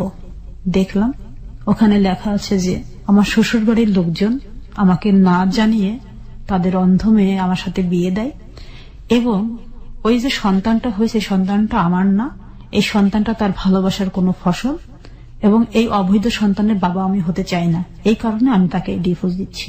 শুধু এই কথাটুকুই সেখানে লেখা ছিল। এবং এটা একটা তালাকনামায় ছিল কাজী অফিসের। জি, কুষ্টিয়া কাজী অফিস থেকে এটা আসে। কাজী আফসার উদ্দিন এটা সিগনেচার করে। তখন আপনি কি করছিলেন, মানে আপনাকে যখন এটা পড়ে শোনানো হলো? না, আমি নিজেই পড়েছি। আপনি নিজেই পড়লেন? নিজেই পড়লাম, নিজের ভিতরে শক্তি সঞ্চয় করে নিজের সমস্ত যন্ত্রণাকে আমি মানে ভিতরে আরেকবার হাতুড়ি দিয়ে আমি মানে আঘাত করে আমি নিজেই পড়লাম। আমার মায়ের কাছ থেকে আমি নিয়ে আমি বললাম আজকের থেকে এই তালাকনামাটা আমার কাছেই থাকবে, এটা কেউ নিতে পারবে না, এবং তোমরা এই সম্পর্কে আমাকে কিচ্ছু জিজ্ঞাসাও করবে না, আমি কোথায় রেখেছি, কিভাবে রেখেছি। যেটা তোমরা দিলে আজকে উপহার, এই উপহার নিয়ে আমি আমার পথগুলো চলবো, এটা বলে আমি আমার ঘরের দরজা বন্ধ করে দিয়েছিলাম। আমার মেয়ের বয়স তখন মাত্র 24 দিন। তারপর আস্তে আস্তে মেয়েটা বড় হতে লাগলো। বাবা মার রেসপন্সটা কি ছিল ওই সময়টাতে? কি কিছু বলতো? হ্যাঁ, বাবা মা তখন আর কি রেসপন্স করবে। এটা যখন তালাকনামাটা বাড়িতে যখন আসলো, আমার আর একটা মামা ব্রিগেডিয়ার, বর্তমানে এখন উনি সিএমএস এর ডক্টর, তো দুই মামা যেটা মেজর উনিও আসলেন এই খবর পাওয়ার পরে। আসার পর বাবাকে তো প্রচন্ড বকাবকি করলেন। মামা বললেন যে আমরা মামলা করব, এবং এই মামলার মাধ্যম দিয়ে আমরা জানতে পারলাম সে নাকি মালয়েশিয়াতে চলে গেছে। মামলা করলেন আপনারা তাহলে? মামারা বলছে সে যে দেশেই থাক, আমি হাই কমিশনারের মাধ্যম দিয়ে তাকে আমি নিয়ে আসবো দেশে, সে যত বড়ই হোক না কেন, শক্তিশালী। আমার দুই মামা মিলে কুষ্টিয়া কোর্টে এবং চুয়াডাঙ্গা কোর্টে মামলা করলেন। করার পরে মামারা তো ঢাকাতে ফিরে আসলেন। বাবাকে গিয়ে কি করলেন, আমার যেখানে মামলা করা হয়েছে ওটা আমার মায়ের চাচাতো ভাই ছিল, সৌরভ উকিল, অ্যাডভোকেট সৌরভ। সেখানে গিয়ে আমার বাবা আবার সেই মামলাটাকে তুলে ফেললেন। কেন? বাবা বললেন যে আমার সামাজিক কারণে আমি কোনো মামলা করতে পারবো না, কারণ আমার সামাজিক সম্মান ক্ষুণ্ণ হবে। বাবা এই কথাটা বললেন। তখন আমার মামারা বললেন কি যে তুমি যেহেতু আমার বউ নেই, আমার ছোট বোনের হাজবেন্ড, সেহেতু তুমি আমাদের সাথে আর সম্পর্ক রাখবে না, কারণ তোমার এই সমস্ত পাগলামি আমরা মেনে নিতে পারবো না। মেয়েদের জীবন নষ্ট করে ফেলছো, তুমি মামলা করবে না, এখানে ভয় পাচ্ছ। যখন মেয়েকে বিয়ে দিলা তখন তোমার কোনো লজ্জা হলো না, তোমার সামাজিক কোনো হলো না, এখন তোমার এত লজ্জা কিসের? তারপর মামারা খুব ক্ষুব্ধ হয়ে বাবার সাথে আর কথা বলতেন না দীর্ঘদিন। তুলে ফেলার পরে আমি একটা বছর 92 থেকে 93 নভেম্বর মাস পর্যন্ত কারোর সাথে আমি কথা বলতাম না। ফ্যামিলির কোন অতিথি বাড়িতে আসলে আমি তাদের সাথে দেখা করতাম না, শুধু ঘরের মধ্যে থাকতাম। আমি ভাত খেতে বসলে আমার চোখ দিয়ে অটোমেটিক পানি বেরিয়ে আসতো, আমি ভাত খেতে পারতাম না। আমি দিনে একবার ভাত খেতাম, আমার গলা দিয়ে ভাত নামতো না। সারাক্ষণ শুধু মনে হতো আমার বিয়ে হলো কেন, আমার পড়া বন্ধ হলো কেন, আমার মেয়ে হলো কেন, আমার ডিভোর্স হলো কেন। আমি 4টা সমীকরণ কখনো আমি মেলাতে পারিনি আমার জীবনের সাথে। আমার ওই মুহূর্তে যখন আমি আমার বাবার বাড়িতে আমার মেয়েটাকে নিয়ে অবস্থান করছিলাম, আমার ফ্যামিলিতে আমার ফুপুরা, আমার অন্যান্য আত্মীয় স্বজনরা যখন আসতো, তখন আমার মাকে আমার বাবাকে প্রশ্ন করত যে মেয়েকে কেন ডিভোর্স দেওয়া হলো। আর ওর মধ্যেই যেহেতু এ পাড়া ও পাড়া আমার একটা ননদের বাড়ি ছিল, তারা খুব ফলাও করে প্রচার করতো এটা আমার অবৈধ সন্তান, আমার অবৈধ সন্তানের মা, এই সন্তান আমার ভাইয়ের না। এটা পুরো পাড়াময় প্রচার যখন হয়ে গিয়েছিল, তখন আমি আরো ঘর থেকে বেরোতে পারতাম না। আমি তো জানতাম যে এটা আমার কার সন্তান। এটার আমার বাবা যেহেতু স্কুলের শিক্ষক ছিলেন, সেহেতু তার পক্ষে সম্ভব ছিল না। সে আমাকে এসে বকাবকি করত, বলতো তুমি যোগ্য মেয়ে নও, তুমি সংসারী মেয়ে নও, তুমি সংসার করতে পারলে না, তোমাকে মরতে হবে। আমার হাতে কখনো বিষ তুলে দিত, কখনো দড়ি তুলে দিত গলায় দড়ি দেবার জন্য। আমি আমার মেয়ের মুখের দিকে তাকিয়ে কখনো এগুলো করতে পারিনি। হঠাৎ করে আমি ঝড়ের পরে যে গল্পটা আছে মানিক বন্দ্যোপাধ্যায়ের, সেই মাহবুবের গল্প আমাকে জীবনে ফিরিয়ে নিয়ে আসলো, আর একটা নতুন জীবন দিল। আমি চিন্তা করলাম সেই মাহবুবকে কত প্রচন্ড অত্যাচারের মধ্য দিয়ে মাহবুবকে সে ঝড়ের সাথে প্রতিযোগিতা করে ওকে মুদির দোকানের জিনিসগুলো টানতে হতো। তারপরে আমি আমার বই তুলে নিলাম হাতে। আমার মেজো মামা ছিলেন যশোর শিক্ষা বোর্ডের শিক্ষা কমিশন, মহিউদ্দিন কেরু। মামার কাছে আমি গেলাম যশোরে, মামা আমি পরীক্ষা দিব, আমার পরীক্ষা দেওয়ার ব্যবস্থা করে দিন। 94 সালেরই ক্যান্ডিডেট ছিলাম, আমার 19 কখনো পড়া হয়নি। মামা বললো যে তুমি 95 সালে পরীক্ষা দাও, তুমি পারবে। আমি বললাম না মামা, আমি যে সালের আমি পরীক্ষার্থী ছিলাম আমি সেই সালেই পরীক্ষা দিব, আমি দেখিয়ে দিতে চাই যে আমিও পারি। আমি ডিসেম্বর মাসের 1 তারিখ থেকে আমি পড়া শুরু করলাম। যখন আমি অঙ্ক বই নিয়ে হাতে করে বসলাম, আমার বীজগণিত তখন মাথায় আর কিচ্ছু ঢোকে না। যে মেয়েটি আমি কখনো 80 নিচে কখনো আমি অঙ্কে মার্কস পাইনি, সেই মেয়েটি আর আমি অঙ্ক করতে পারি না। আমার সব ভুলে গেছে 2 বছরে। পরে মামাকে অনুরোধ করে বললাম যে মামা আমি তো অঙ্ক কিছু বুঝি না, আর আমার মাথায় ঢুকে না, প্রাইভেট মাস্টার কাছে যাই আসি, আমি অঙ্ক করতে পারি না। অঙ্ক যখন করতাম তখন আমার সবকিছু ওই 2 বছরে যে গত 3 বছরে যে 91 থেকে যে 93 লাস্ট পর্যন্ত ঘটনাগুলি আমার ভেসে আসতো, আমি পারতাম না, কোনোদিন কনসেন্ট্রেট করতে পারতেন না। পরে মামা আমাকে কি করলেন, 135টা পাটিগণিত অঙ্ক আমাকে করে দিলেন, নোট করে দিলেন, আর 5টা সম্পাদ্য। উপবাদ্য আমার মাথায় ঢুকতো না। এই 40টা আইটেম আমি মুখস্থ করেছিলাম A to Z। আমি প্রতিদিন লিখতাম, লিখে যথারীতি আমার পরীক্ষা শুরু হলো মে মাসের 2 তারিখ 1994 সাল। তার আগের দিন ছিল মেয়েদ্বীপ, চুয়াডাঙ্গা গভর্নমেন্ট স্কুল বালিকা বিদ্যালয় থেকে আমি প্রাইভেট পরীক্ষা দিলাম, এসএসসি পরীক্ষা। আগস্টের 2 তারিখ শুক্রবারের রেজাল্ট বের হলো, আমি 2nd ক্লাস পেলাম। দিস ইজ রিয়েলি অ্যামেজিং যে প্রত্যেকটা ডেট আপনি সবকিছু মনে রেখেছেন কিভাবে কিভাবে। This is very interesting. Okay, তারপরে আমার মার্কশিট আসলো, মার্কশিট আমি দেখলাম, অঙ্কে আমি 35 পেয়েছি, ইংরেজিতে 66 মার্কস পেয়েছি, 70 মার্কের অ্যান্সার দিয়ে ইংরেজিতে ভালো করেছি। সব সাবজেক্টে আমার ছিল, আমার মোট মার্কস হয়েছিল 570। 30 মার্কের জন্য আমি ফার্স্ট ডিভিশন পাননি। আপনার মেয়ের বয়স তখন কত? আমার মেয়ের বয়স তখন মাত্র 2 বছর। কলেজে আমি ভর্তি হলাম, আলমডাঙ্গা ডিগ্রি কলেজ, মানবিক বিভাগে। আমি একটা বছর খুব ভালোভাবে আমার কলেজের জীবনটাতে আমি এনজয় করলাম, পড়াশোনা করছি খুব ভালোভাবে, যে আমার ওইটা আমি পুষিয়ে নিব, আমি এবার স্টার মার্কস পেয়ে আমি উত্তীর্ণ হতে চাই। এই সময়টাতে পরিবার থেকে বাধা আসতো না? কারণ ওই যে বাবা তো আপনাকে বৃত্তি পরীক্ষা দিতে দিত না। না, ওই সময় মামারা খুব গালাগালিজ করার পরে চাচাদের উদ্দীপনায় আমি আবার পড়াশোনা শুরু করি। তখন বাবা মেনে নিতে বাধ্য হয়। তারপরে আমার মেয়েটাকে আমার বাবা মা খুব যত্নে পালন করতে লাগলো, যেহেতু তাদের প্রথম নাতি, তারা খুব ভালোবাসতো আমার মেয়েকে, মেয়েকে কোনোদিন কষ্ট দেয়নি।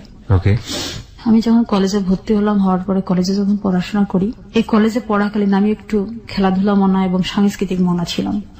এই সাংস্কৃতিক অঙ্গনে যখন আমি পা ফেললাম, তখন আমার বাবা আমার প্রতি আবার বিরোধ হয়ে গেলেন, আমার পড়াশোনাটা সেখানে আবার স্টপ হয়ে যায়। কি ধরনের? তুমি আর কোনো কিছুতে অংশগ্রহণ করতে পারবে না, পড়াশোনা। সাংস্কৃতিক অঙ্গন বলতে আপনি কি ধরনের, কিসে পার্টিসিপেট করলেন? খেলাধুলাতে আমি যেমন দাবা খেলতাম, হ্যান্ডবল খেলতাম, খুব ভালো ব্যাডমিন্টন খেলতে পারতাম। তারপরে আমি এইগুলো বাবার কানে যখন গেল, তখন বাবা আমাকে বললেন তোমার কলেজ যা বন্ধ। তখন বলতাম যে তোমার ভাইরাও তো কলেজে যায়, ফাংশন করে, আমি করলে সমস্যা কি? তো বলতে যে তোমার সমস্যা আছে, মেয়েদের এত স্বাধীনতা ভালো না। আমি চুপ করে যেতাম, প্রতিবাদ করার মতো ভাষা বা সাহস তখন আমার জন্মেনি। যাই হোক, অগ্রহায়ণের শেষে যখন পৌষ শুরু হতো, পৌষ মেলা হতো, পৌষ মেলায় আমি আমার প্রথম বইটা বের করি, 12 মাসের ছড়া। মানে আপনি বাসায় বসে বসে ছড়া লিখতেন? হ্যাঁ, ছড়া, কবিতা, গল্প লিখতাম। ওই সময় গ্রামগুলিতে অনেক পালা গানের আসর বসতো, যাত্রা আসর বসতো। ওই সময় আমার বইটা যখন আমি করলাম, তখন বাবা আরো খেপে গেলেন। আমার সেই 12 মাসের ছড়ার বইটা যখন আমি অনেক আনন্দ নিয়ে আমি বাড়িতে নিয়ে আসি, আমার বাবা সেই বইটা তাৎক্ষণিক পুড়িয়ে দিলেন। আমার বাজারে কোনো বই থাকবে না, আমার কোনো লেখার বই থাকবে না। সেটা আমার আর একটি স্বপ্নে, সেদিন মৃত্যু দিন ছিল। এমনকি সেই পাণ্ডুলিপিগুলো আমাকে পুড়িয়ে দেওয়া হলো। সেই পাণ্ডুলিপি আমি আর জন্ম নিতে পারিনি। প্রথম বইয়ের মৃত্যু আমার এভাবে হলো। তারপর আমার জিদ জন্ম হলো ভিতরে, আমি একদিন লিখিয়ে হব, আমার বই আসবে বাজারে, এটা আমি দেখাবো। এটারও একটা অন্যতম কারণ ছিল আমার পড়া বন্ধ হবার। 94 থেকে 99 পর্যন্ত আমি আর ইন্টারের বই হাতে করতে পারিনি, কলেজে যেতে পারিনি। আমাকে ঘর কেন্দ্রিক করা হলো, আমার মেয়েটাকে আমার কাছ থেকে নিয়ে নেওয়া হলো। আমার মেয়েকে আমি দুধ খাওয়াতে পারতাম না, আমার মেয়েকে বুকে নিয়ে আমি ঘুমাতে পারতাম না। আমার বাবা মা একটা কথাই বলতো, তুমি ব্যর্থ, তোমার কোনো কিছুর যোগ্যতা নেই, তুমি মানুষ হিসাবে ব্যর্থ, তোমার মরে যাওয়াই ভালো। প্রতিবার ঈদ আসতো বাড়িতে, সব ভাই বোনীদের কাপড় পেত। আমার স্বামী ছিল না বিধে আমি কোনোদিন নতুন ঈদের কাপড় পাইনি। দীর্ঘ 5 বছর আমি কাটিয়েছি পুরানো জামা পরে। আমার বাবার সামর্থ্য ছিল, সব ছিল, তারপর আমাকে দেওয়া হয়নি। শুধু আমি সংসার করতে পারিনি এই জন্য, শুধু আমি স্বামীকে ধরে রাখতে পারিনি এই জন্য। এটাই ছিল সবচেয়ে বড় অপরাধ আমার। এভাবে যখন 99 পর্যন্ত আমার জীবন থেকে চলে গেল 5টি বছর, তখন আমি ইচ্ছা করে আমি সাদা থান পড়তাম আমার দাদির কাছ থেকে। আমার সাদা দাদির সেই থান নিয়ে আমি 5 বছর থান পরে আমি কাটিয়েছি। এটা পড়ার আর একটা কারণ ছিল, আমার ছোট বোন যেটা ইমিডিয়েটলি ছিল সেটা ঝিনাইদহে বিয়ে হয়েছে। ওই বোনটার বিয়ের দিন আমার বাবা আমাকে ডেকে বলেছিল, তুমি বিয়ের কোনো জিনিস ধরবে না, আমার মেয়ের জীবনটা নষ্ট হয়ে যাবে। সেদিন আমি খুব কষ্ট পেয়ে আমি বাড়ির ঝাড়ের নিচে, আমাদের বাড়িতে একটা বাঁশের বাগান ছিল, বাগানে গিয়ে আমি বসেছিলাম, প্রচুর কেঁদেছিলাম। সেদিনকে থেকে আমি রঙিন কাপড় পরে পড়া বন্ধ করে দিয়েছিলাম। এটা 1995 সালের 29শে মে। তারপরের থেকে আমি আর কোনোদিন 99 সাল পর্যন্ত আমি রঙিন কাপড় পরিনি। 99 সালে ছোট মামা যখন ফের আমাদের বাড়িতে আসলেন, দীর্ঘ একটা মান অভিমানের পরে মামা এসে বাবাকে খুব রাগারাগি করলেন, বলে ওকে পরীক্ষা দেওয়া হোক, ও পরীক্ষা দিবে, ভালো রেজাল্ট করবে। 99 সালের মে মাসে আমার ইন্টার পরীক্ষা আমি অংশগ্রহণ করলাম। মাত্র 4 মাস আবার পড়াশোনা করলাম, রাত দিন খেটে পড়াশোনা করে আমি 2nd ক্লাস পেলাম ইন্টারে। ডিগ্রিতে ভর্তি হলাম আমি বিএসএস গ্রুপে, সমাজবিজ্ঞান রাষ্ট্রবিজ্ঞান সাবজেক্ট নিয়ে আমি ভর্তি হলাম।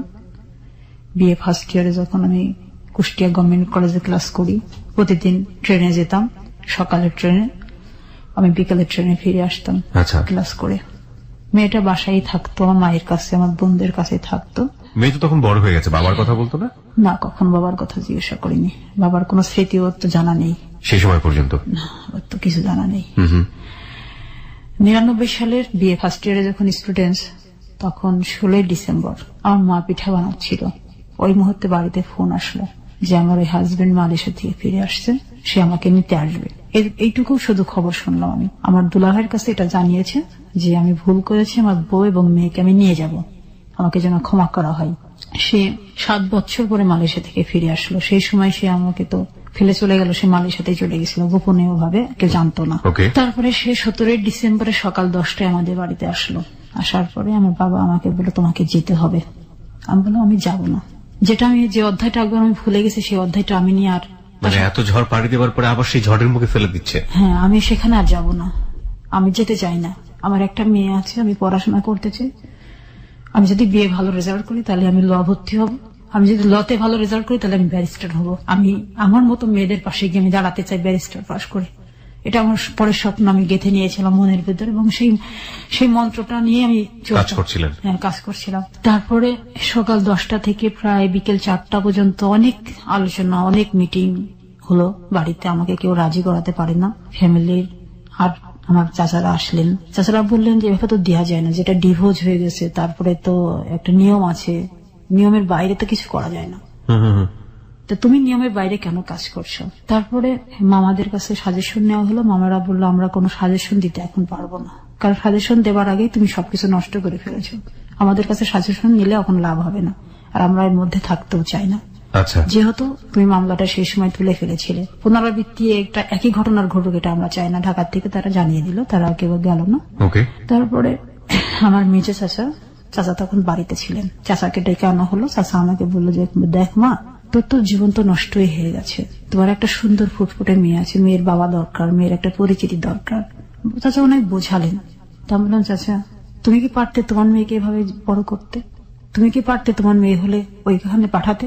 তোমারও তো একটা মেয়ে আছে, যে মেয়েকে তুমি আজকে ডাক্তারি পড়াচ্ছ। আমার কি স্বপ্ন ছিল না ইঞ্জিনিয়ার বা ডাক্তার হওয়ার? আমার এই বোন ডাক্তার হচ্ছে, তুমি আজকে অনেক দূরে থাকো বিধায় তুমি ডাক্তার করতে পারলে, তুমি রাজধানীর বুকে থাকো বিধায় সেজন্য তোমার মেয়ে ডাক্তার হলো, কিন্তু আমি হতে পারলাম না কেন? আমার কি অপরাধ ছিল? যত মাথায় হাত দিলে বেরিয়ে গেলেন, বলছে আমি কোনো তোর প্রশ্নের উত্তর দিতে পারবো না, কারণ তোর বাবার একগম্যতার কারণে আমি ফেল করে গেছি তোর বাবার কাছে। চাচা তখন রাগ করে, বাবার সাথে রাগ করে চলে গেলেন, বলছে তুই আমাকে আর ডাকবি না। রাত্রি 10টা বেজে গেছে, শীতের রাত। পরে বাবা আমাকে ঘরে ডেকে নিয়ে গিয়ে বললেন যে তুমি যদি আজকে এখান থেকে না যাও তোমার মেয়েকে নিয়ে, তাহলে তোমাকে আত্মহত্যা করতে হবে, তোমাকে আমি আর রাখতে পারবো না আমার বাড়িতে। কারণ তোমার মেয়ের এই যে জারজ সন্তান, তোমার মেয়ে যে অবৈধ সন্তান, এই কথা আমার শুনতে পারি না। তখন আমি বাধ্য হলাম যেতে। আমার ওই আবার নতুন করে আমার কাবিননামা তৈরি হলো। সেই কাবিননামাতে আমাকে ফের দেখানো হলো আমি, এটাই আমার প্রথম বিয়ে। আগের একটা কাবিননামা আছে, সেখানেও আমার প্রথম বিয়ে, সেই একটা তারিখের 1991 সালের।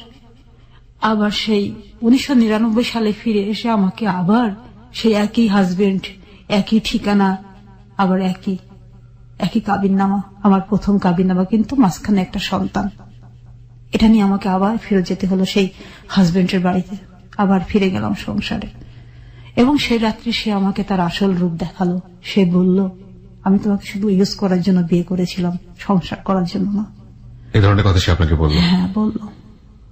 তখন আমার আর কিছু করার নেই। সে আমাকে একটা কথা বলল, তুমি পড়াশোনা করতে পারবে না, তোমার পড়া বন্ধ। আমি কলেজে যেতাম বলে সে সারাশি দিয়ে আমার এই যে দাঁতগুলো তুলে ফেলে। My goodness! এই দাঁতগুলো তুলে ফেলাম যাতে কথা বলতে না পারি, পড়তে না পারি। এগুলো সে বাসার মধ্যে করেছে? জি। তখন শুরু হলো আমার জীবনের অত্যাচার। আপনার মেয়ে এগুলো দেখেনি? মেয়ে জানতো না এগুলো? ছোট মেয়ে? আমার বড় মেয়েটা, সেই মেয়েটা কখনো বাবার সাথে কথা বলতে পারেনি, বাবার আদর কখনো আমার মেয়ে পাইনি। সারাশিতে দাঁত তুলে ফেললো মানে এটা কিভাবে করলো সে? আমি পড়াশোনা করতাম বিধায় তাই। প্রচন্ড অত্যাচার করতো, প্রচন্ড মারধর করতো। বাড়ির আর লোকজন এগুলো দেখতো না? বাড়িতে লোকজন শুধু আমার শাশুড়ি, আমি, আমার হাজবেন্ড আর আমার বাচ্চার কেউ নেই। সবাই তো শহরে থাকে, গ্রামের বাড়িতে। অনেক বড় বাড়ি, 3.5 বিঘার উপরে বাড়ি। এই শব্দটা কোথাও যাবারও কথা নাই। দরজা বন্ধ করে দিয়ে আমার এইদিকে দাঁতগুলো নেই, এগুলো সব টানতে টানতে তুলে ফেলতো। প্রথম ভাঙতো হাতুড়ি দিয়ে, এগুলো ফুলে আমার এরকম হয়ে গেছিল সেই সময়। তারপরে এই যে হাতের আঙুল, এটা বাড়িয়ে আমি লিখতাম বলে হাতের আঙুল বেঁকা করে দিচ্ছে মেরে। ওই 17 ডিসেম্বরে যেদিন শ্বশুরবাড়ি গেলাম, তারপরে আমি 4 দিন পরে আমি প্রথম কলেজে যাই শ্বশুরবাড়ি থেকে। ওখানে তো কাছে শ্বশুরবাড়ি, আমি বাসে কলেজে যেতাম। মেয়েকে আমার শাশুড়ির কাছে রেখে যেতাম। আমার শাশুড়ি বলল, ওর অনুমতি ছাড়া তুমি কলেজে যাচ্ছ, তোমার তো সমস্যা হতে পারে। আচ্ছা। ও তো খুবই রেগে যেতে পারে। এক দিন পরে তোমরা আবার এক জায়গায় হলা, তোমরা খুব সুন্দর একটা সংসার বা পড়াশোনা বা নাইবা করলা, করছো তো, ইন্টার পাস তো করছো, ডিগ্রি পাস না করলে কি হবে তোমার, তুমি তা চাকরি করবে না। তা বললাম যে মা, আমি ভরসা আর কোনো কিছুতেই পাই না। এখন আমার একটা ভরসা, আমাকে শিক্ষা অর্জন করতে হবে, আমাকে আমার এডুকেশনটা আমাকে ফুলফিল করতে হবে। আমি এই লক্ষ্যে এগিয়ে যেতে চাই, যাতে পরবর্তীতে যেন আমি সব ঝড় সামলাতে পারি। আমাকে সেভাবে তৈরি হতে হবে, আমার নিজে থেকে নিজেকে তৈরি করতে হবে। আমি এই বলে আমি চলে যাই কলেজে। যেদিন প্রথম কলেজ থেকে ফিরে আসলাম, সেদিনই আমার প্রথম প্রচন্ড মারধর। সেদিনকে দাঁত তুলেছিল পরে। আচ্ছা। প্রচন্ড মারধর করেছিল, আমার বই ছিঁড়ে ফেলেছিল। যে বইগুলি আমি আমার কলেজে যে বইগুলো আমি নিয়ে এসেছিলাম, এটা আগুন দিয়ে পুড়িয়ে ফেলে। পুড়িয়ে ফেলার পরে আমি ফের নতুন করে কিনি। এখন কেনার টাকা তো সে আমাকে দিবে না। আমার বাবার বাড়ি থেকে আমাকে 5 ভরি গহনা দেওয়া হয়েছিল, আর শ্বশুর বাড়ি থেকে 10 ভরি স্বর্ণ দিয়েছিল। এখান থেকে আমি আমার মামা যে কানের দুল দিয়েছিলেন একটা পাশা, সেটা আমি বিক্রি করেছিলাম। আচ্ছা। বিক্রি করে আমি বই কিনেছিলাম ফের কলেজের। আচ্ছা আচ্ছা, এই পুড়িয়ে দেওয়া বই। আচ্ছা। আমার কলেজের সব বইগুলো আমি ফের নতুন করে ফের কিনি, যেহেতু আমার একটা বছর পরে আমি পরীক্ষা দিব। আচ্ছা। ডিসেম্বর, জানুয়ারি, ফেব্রুয়ারি, মার্চ, এপ্রিল, মে, জুন, যখন আমি পড়াই বন্ধ করলাম না, তখন সে কি করলো, আমাকে দ্বিতীয়বার কনসেপ্ট পড়ালো। আমি যে পিল খেতাম, তার সাথে যাওয়ার পরে সেই পিলের পাতা সে ফেলে দিত। আমার পিলের পাতা কোনোদিন আমি ফুলফিল করতে পারতাম না। আচ্ছা আচ্ছা, মানে আপনার পড়াশোনা বন্ধ করার জন্য দ্বিতীয়বার কনসেপ্ট করালো জুন মাসেটা। আচ্ছা। আমি কনসেপ্ট করলাম। কনসেপ্ট করার পরেও আমি পড়াশোনা করতাম নিয়মিত, ঘরে বসে বই পড়তাম। সে তো সারাক্ষণ বাইরে থাকতো, বাইরে ড্রিঙ্কস করে বেড়াতো, পাখি মেরে বেড়াতো, বিভিন্ন মেয়েদের সাথে ফুর্তি করে বেড়াতো। তার জীবনের ইতিহাসগুলো এগুলি ছিল। খুব ডেঞ্জারাস টাইপের ছিল তো, এবং তাকে দেখে সবাই ভয় পেত। আর আমার যে মেয়েটা আমি সাথে করে নিয়ে গেলাম, আমার বড় মেয়ে, ও যখন ওখানে দিন যাপন করতো আমার সাথে, ও বাবাকে দেখে খুব ভয় পেত। বাবার সামনে কখনো যেত না, কথাও বলতো না, আর ওকে কখনো বাবা আদরও করেনি ওকে। ও তখন বাবার আদর কি জিনিস জানতো না, বাবা বলে ডাকতো না, ভয় পেত। ও দাদির কাছে বেশি থাকতো, দাদি ওকে খুব ভালোবাসতো, ফুবুরা ভালোবাসতো। তো এভাবে আমাদের মামের দিন যাচ্ছিল। ও বাবা যখন থাকতো না, তখন ও আমার কাছে আসতো, এবং বাকিটার সময় কাজের মেয়ে এবং দাদি এদের সাথেই সময় কাটাতো। আর আমার এইভাবে আমার প্রতি অত্যাচার চলত। দ্বিতীয় কনসেপ্ট হওয়ার পরে আমি ওই বেবিটা আমার ভিতরে বাড়তে থাকে আস্তে আস্তে। জুন থেকে এটা মার্চ, প্রায় 8 মাসের কাছাকাছি যখন আমার গর্ভে বাচ্চা, তখন আমার বিয়ে পরীক্ষা শুরু হলো মার্চে। বিয়ে ফাইনাল পরীক্ষা। আমি সেই 8 মাসের গর্ভে বাচ্চা নিয়ে আমি পরীক্ষা দিতে যেতাম। আমি পরীক্ষায় অংশগ্রহণ করলাম, বিয়ে পরীক্ষাতে। বিয়ে পরীক্ষা যখন অংশগ্রহণ করি, তখন এর মাঝখানে তোমার 2-3টা দাঁত তো অলরেডি চলেই গেছে প্রচন্ড অত্যাচারে। আমি পড়তাম যাতে কথা বলতে না পারি। আমাকে বলতো, যদি দাঁত না থাকলে পড়াশোনা করবি কিভাবে, তো দাঁতই রাখবো না, এভাবে সে বলতো, আর মারতো আমাকে ধরে। তারপরে যখন আমার বিয়ে ফাইনাল পরীক্ষা যখন সামনে আসলো, তখন তো আমি দ্বিতীয় সন্তান আমার গর্ভে, সন্তানও বড় হচ্ছে, এদিকে গুটি গুটি পা আমার পরীক্ষাও এগিয়ে আসছে। আমার টেনশন, আমাকে পরীক্ষা ভালো রেজাল্ট করতে হবে। আমি ওইভাবে পড়াশোনা করতাম। যখন আমার সামনে বই দেখতো তখন আমাকে মারধর করতো প্রচুর। যখন আমি পরীক্ষাতে ফর্ম ফিল আপ করার জন্য আমি রেডি, ওই সময় আমার আগের 2 সার্টিফিকেট, এসএসসি এবং ইন্টারের সার্টিফিকেট ছিঁড়ে ফেলে, ছিঁড়ে টুকরো টুকরো করে ফেলে। সেটা আমি পুড়িয়ে ফেলবে যখন, তখন আমার শাশুড়ি পুড়িয়ে ফেলার আগে সে নিয়ে চলে যায়। পরে ওটা আমি আর একটা কাগজে জোড়া দিয়ে সেই ছেঁড়া কপি এখন আমি টেনে নিয়ে বেড়াচ্ছি। সেই ছেঁড়া কপি আছে আপনার কাছে? প্রিয় শ্রোতা, আমরা কিছু নিদর্শন উনি নিয়ে এসছেন। মাই গুডনেস, একটু আমার কাছে দিবেন? ওহ গড, প্রত্যেকটা ছেঁড়া, এবং এটা আপনি অবস্থায় জোড়া দিয়ে লেমিনেটিং করেছেন না? নিচে একটা পাতা দিয়ে আপনি আঠা দিয়ে লাগিয়েছেন। এটা মানুষ কতটা অসহায়, আজকের এই জীবনের গল্প না শুনলে আমি ঠিক বুঝতে পারতাম না। ওনার সার্টিফিকেট গুলো আমার 2 হাতে 2টা সার্টিফিকেট। 1994 সালের মাধ্যমিক স্কুল সার্টিফিকেট পরীক্ষায় সমাজ বিজ্ঞান শাখায় 2য় বিভাগে উত্তীর্ণ হয়েছে। বাহ, এখানে উনি যশোর বিভাগ থেকে পরীক্ষা দিয়েছেন সেটাও উল্লেখ আছে। এখানেও উনি হায়ার সেকেন্ডারি স্কুল সার্টিফিকেট, এটা ইংলিশে, প্রত্যেকটা টুকরো টুকরো করে ছেঁড়া এবং উনি নিচে কাগজ দিয়ে আঠা দিয়ে লাগিয়ে পরবর্তীতে লেমিনেটিং করেছেন। বলুন তারপরে আমি পরীক্ষাতে অংশগ্রহণ করবই, আমার এটা প্রতিজ্ঞা, দৃঢ় প্রতিজ্ঞা। পরীক্ষা অংশগ্রহণ করলাম। ইংলিশ বাংলা পরীক্ষা দুটো আমি খুব ভালো দিলাম। Degree final? জি, ডিগ্রি ফাইনাল। ওকে। আমার মেয়ে আমার গর্বে, ছোট মেয়ে, 8 মাস তখন চলে, আর 1 মাস পরে আমার ডেলিভারি। পরীক্ষা শেষ করতে পারবো কিনা জানি না, যেহেতু তার লং টাইমে পরীক্ষাটা। আপনি দিয়ে যাচ্ছেন? হ্যাঁ, দিয়ে যাচ্ছি। আমার সমাজবিজ্ঞান যখন ফার্স্ট পার্ট পরীক্ষা দেওয়া হয়ে গেল, সেকেন্ড পার্ট পরীক্ষার সামনে 7 দিন পরে আমি সমাজবিজ্ঞানের সেকেন্ড পার্ট বই নিয়ে আমি ঘরে বসে পড়ছিলাম। রাত্রি তখন 10টা বাজে। উনি ফিরে আসলেন।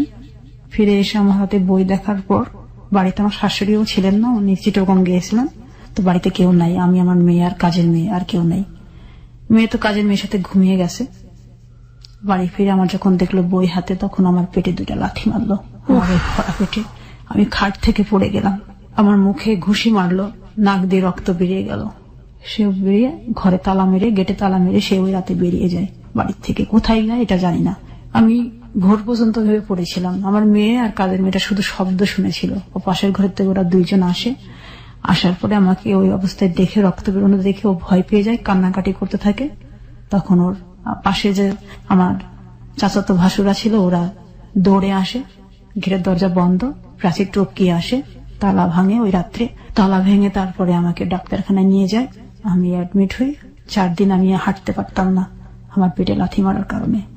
পরে তহমিনা যে আমাদের ফ্যামিলির ডাক্তার, সে বলল যে বাচ্চা উল্টে গেছে, ভিতরে বাচ্চা ডিফেক্ট হয়ে গেছে। আমি আমার পরীক্ষা দিতে পারিনি। আমার হাঁটা চলা বন্ধ হয়ে গেল। ডাক্তার বলল যে তুমি পরীক্ষা চাও না জীবন চাও? তা আমি বললাম আমার পরীক্ষাটা খুব ইম্পর্টেন্ট, আমার পরীক্ষাটা আমি দিতে চাই, আমি বেডে শুয়ে হলো পরীক্ষা দিব। তুমি কি পারবে? আমি বললাম আমাকে পারতেই হবে। আমি পরীক্ষার হলে গেলাম। হলে যাবার পরে ওই পরীক্ষাটা তো আমার 7 দিন পরে ছিল, আমি দিয়ে দিলাম। পরীক্ষাটা খুব ভালো আমি দিতে পারিনি। তারপরে আমার ব্লিডিং শুরু হয়। শুরু হওয়ার পরে আমি আর যেতে পারিনি। তারপরে আমি আমার মায়ের বাড়িতে চলে আসি। আমার পরীক্ষা ওই জায়গায় স্থগিত হয়ে গেল। আমার স্বপ্নের অধার হয়ে থাকলো, আমার বিয়ে পাশ করা আরো হলো না। তারপরে আমি চাষির কাছে ট্রিটমেন্টে থাকলাম। থাকার পরে মেয়েটা 1 মাস অতিরিক্ত হয়ে গেল পেটের মধ্যে, আর ডেলিভারি আমার পেন আসে না। মেয়েটা ভিতরে মল ত্যাগ করে ফেলছে। যেখানে 9 মাসের বাচ্চা হওয়ার কথা, সেখানে 10 মাস হয়ে গেছে। ও কোন রকম বেঁচে আছে ভিতরে। পরে চাষিমা 7 ঘন্টা, মানে আল্ট্রাসাউন্ড রিপোর্টে ওটা 7 ঘন্টার মধ্যে যদি ডেলিভারি না হয়, মা মেয়ে দুজনাই পৃথিবী ছেড়ে চলে যাওয়ার সম্ভাবনা আছে। এই রিক্সে চাষিমা আমাকে ডেলিভারি করালেন।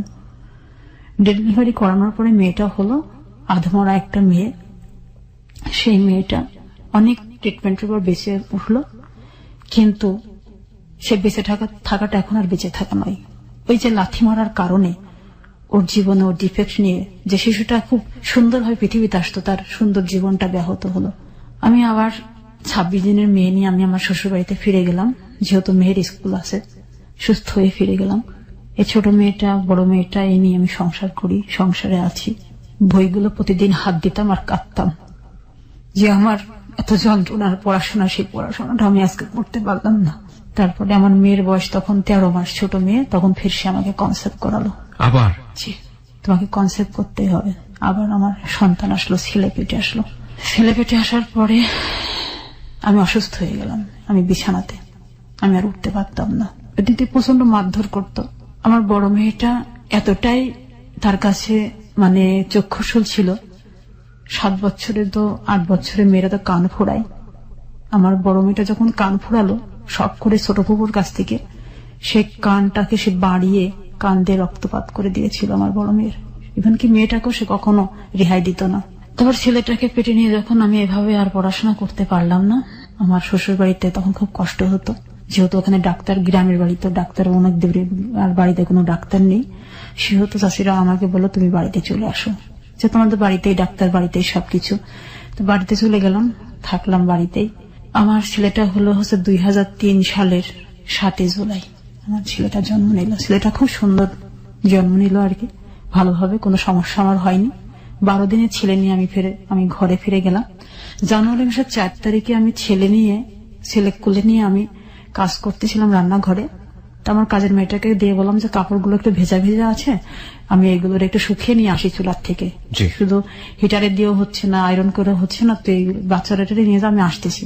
তখন রাত্রি 8:30 বাজে। আচ্ছা, আমার মেয়েটার টিচার এসে তখন মেয়েটাকে পড়াচ্ছে, বড় মেয়েটাকে। তারপরে আমার গায়ে আগুন লেগে গেল। আগুন লেগে গেল মানে? চুলার থেকে আগুন লাগলো আমার গায়ে। আচ্ছা। আমার শরীরের অর্ধেক অংশ পুড়ে গেল। পুড়ে যাওয়ার পরে আমি সেন্সলেসে পড়ে থাকলাম। সবাই আসলো, আমাকে ওখান থেকে আগুন থেকে উদ্ধার করলো। শাড়িতে আগুন লেগে গিয়েছিল। লেগে যাওয়ার পরে ওই রাত্রে আমাকে ডাক্তারখানায় অ্যাডমিট করা হলো। আমার হাঁটুর উপর থেকে আমার মাঝার পর্যন্ত আমার সমস্ত পুড়ে একদম ঝলসে গেল। ঝলসে যাওয়ার পরে আমি এই বিছানায় যখন পড়ে গেলাম, বাচ্চা 3টা, ছোট মেয়েটা ওই রকম হাঁটতে পারে না, ছেলেটা মাত্র হয়েছে 7 মাসের সন্তান কোলে।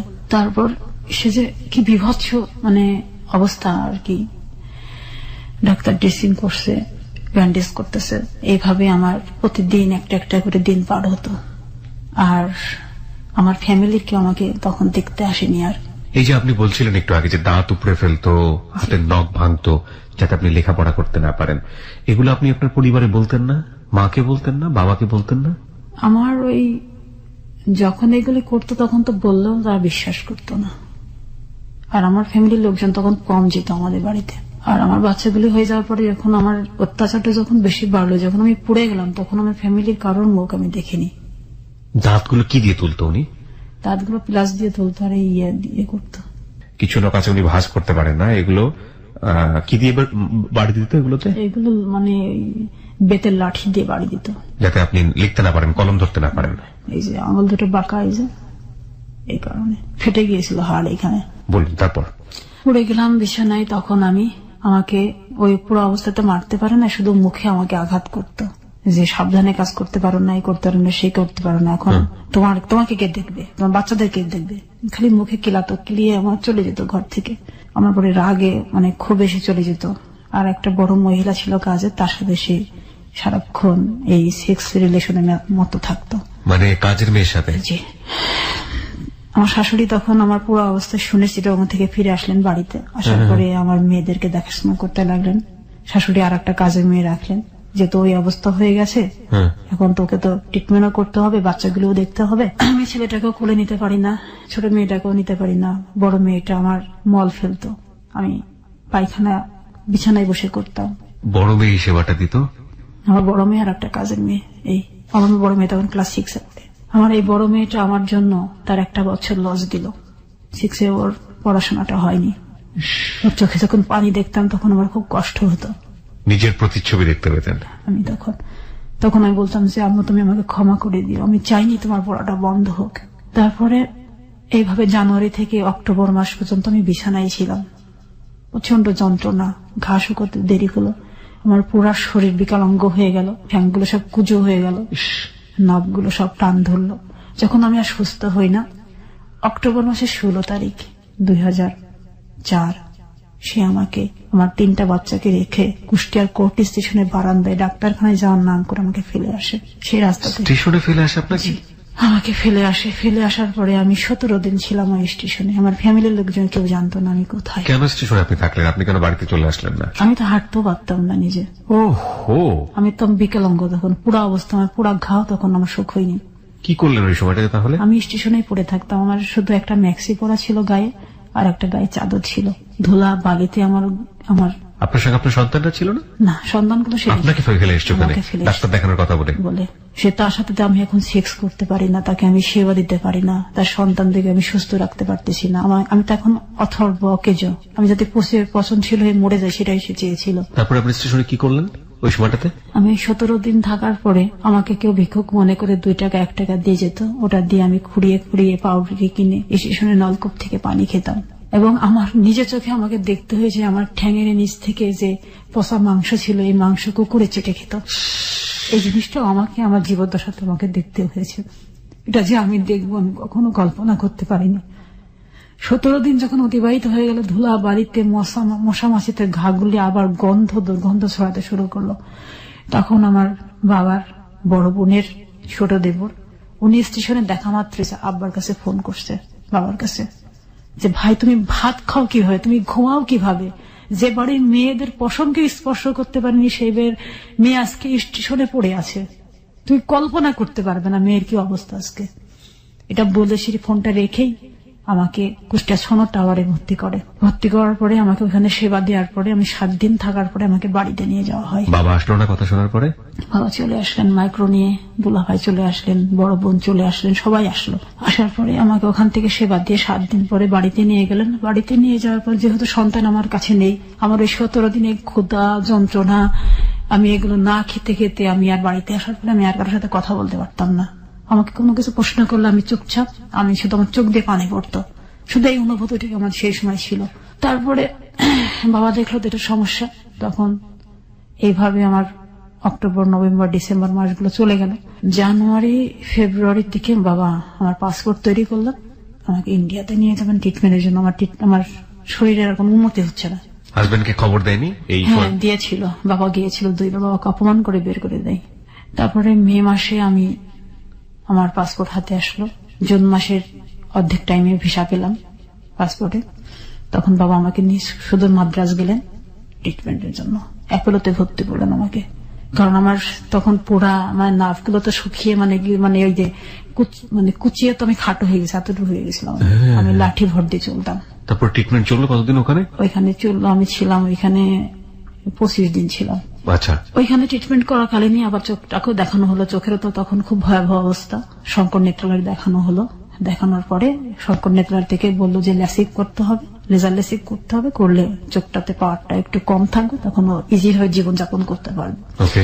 পরে আমি ফিরে আসলাম দেশে। ফিরে এসে আমি মামলাতে অংশগ্রহণ করলাম, সুস্থ হলাম। মামলা করলেন? হ্যাঁ জি, জজ কোর্টে গিয়ে মামলা করলাম, চুয়াডাঙ্গা জজ কোর্টে, আমার সেই মামার কাছে। করার পরে সে অ্যারেস্ট হলো, আমার সন্তানরা আমার কাছে আসলো, কোর্ট রায় দিল যে আমার 3টা সন্তান আমার কাছেই থাকবে, তাদেরকে প্রতি মাসে 6,000 টাকা খরচ দিতে হবে। আপনি কি মামলা করলেন? নারী নির্যাতন মামলা? জি। তারপর তাকে অ্যারেস্ট করে কি করা হলো? অ্যারেস্ট করে সে 7 দিন ছিল জেলখানাতে, তারপরে সে জামিনে বের হয়ে আসলো। কিভাবে বের হলো সে? সেটা তো তার বলছে তো হবে, এটা তো নারী। আপনি পরবর্তীতে কোর্টে গিয়ে আবার আপিল করলেন না যে কেন বের হলো সে? করেছিলাম। তারপর করার পরে তখন একটা কথাই সে বলল যে তোমার যে বিয়েটা, সেই বিয়েটাকে তোমার বাবা দেখাচ্ছে যে তোমার প্রথম বিয়ে হলো 91 সালে, সেটা ঠিক আছে, সেটা তো আমিও জানি, বাট সেই কাগজটা কিন্তু তুমি উত্থাপন করলে না, এটা আমার বাবা করতে দেয়নি। যেহেতু তো ওই বিয়ের পরে যে ডিভোর্স লেটারটা আছে সেটাতে আমার অবৈধ সন্তানের কথা উল্লেখ আছে। আচ্ছা, সেই বিয়েটাকে আবার নতুন করে আমি যখন দেখালাম যে আমার প্রথম বিয়ে, দ্বিতীয় বিয়েটাও যখন দেখাচ্ছে প্রথম, তাহলে বাচ্চাটা আসলো কোথা থেকে? এটা একটা বিশাল একটা প্রশ্ন আইনের কাছে। এই ফাঁকের কারণে সে জটলা তৈরি করে সেখান থেকে বের হয়ে গেল। কতবার যে আজকে আমার গা শিউরে উঠেছে স্টোরি শুনতে গিয়ে। মানব জন্ম বৃথা বলে একটা শব্দ আছে, কিছু বলার নাই। এখন পর্যন্ত আমার কাছে মনে হয়েছে এটা একটা বৃথা জন্ম। সমাজ নেই, আইন নেই, পরিবার নেই, কেউ নেই এই ভদ্র মহিলার পাশে। Why she is surviving, how she is surviving, কিছু বলার নেই। তারপরে মামলাতে সেইভাবে যখন জামিন নেওয়ার পরে আমার কাছে তো বারবারই, আমি যতবার আমার আপিল করেছি ততবারই রায় আমার দিকে এসছে। তার যে সে তার যথাযথ যে দায়িত্বগুলো পালন করবে, সন্তানরা বড় না হওয়া পর্যন্ত মায়ের কাছেই থাকবে এবং সন্তানদেরকে সে নিয়মিত খোরপোশ দিবে। সে শুধু 60,000 টাকা দিয়ে পালিয়ে গেল, আর ফিরল না। সে আর কোন মামলার হিয়ারিং এ পালিয়ে গেল, দেশের বাইরে চলে গেল। কি দেশের বাইরে আবার চলে যায়? ওকে। তো দেশের বাইরে যখন চলে যাবে তখন এটা আমি শুনতে পাই, তখন আমি এয়ারপোর্টে এসে আটকানোর জন্য আমি চেষ্টা করেছিলাম একটা, কিন্তু আমার বাবার কারণে আমি এটা ফেল করে যাই। বাবা কি করলো? আমি যেদিন আমি শুনছি যে সে চলে যাবে, আমি ওই সপ্তাহে আমি ঢাকা আসবো, আমার বাবা আমাকে আসতে দেয় না, আমি পরের সপ্তাহে আসি। আমি যখন এয়ারপোর্ট থানাতে আমি যখন গেছি তখন দেখি অলরেডি সে পাসিং হয়ে গেছে, সিঙ্গাপুরে পাসিং হয়ে গেছে। কত সালে এটা মনে আছে? হ্যাঁ, 2005-এ। 2005 সালের গল্প। তারপরে তার হলো না তাকে করা, সে 60,000 টাকা দিয়ে এইভাবে সে আর যতগুলো হিয়ারিং ডেটে আমি উপস্থিত হই সে উপস্থিত হয় না। এভাবে 3 বছর মামলা চললো। এদিকে আমার মেয়েটা ক্লাস 8-এ উঠে পড়লো, বড় মেয়েটা। ছোট মেয়েটা এরকম অসুস্থ, প্রতিবন্ধী, হাঁটতে পারে না, প্রতিবন্ধী হয়ে গেল সে। জি, ওই যে লাথি মারার কারণে। লাথি মারার কারণে। ছেলেটা আস্তে আস্তে বড় হচ্ছে। এভাবে আমাদের 3 সন্তান নিয়ে বাবার বাড়িতে আমি আবার জীবনযাপন শুরু করলাম। তারপরে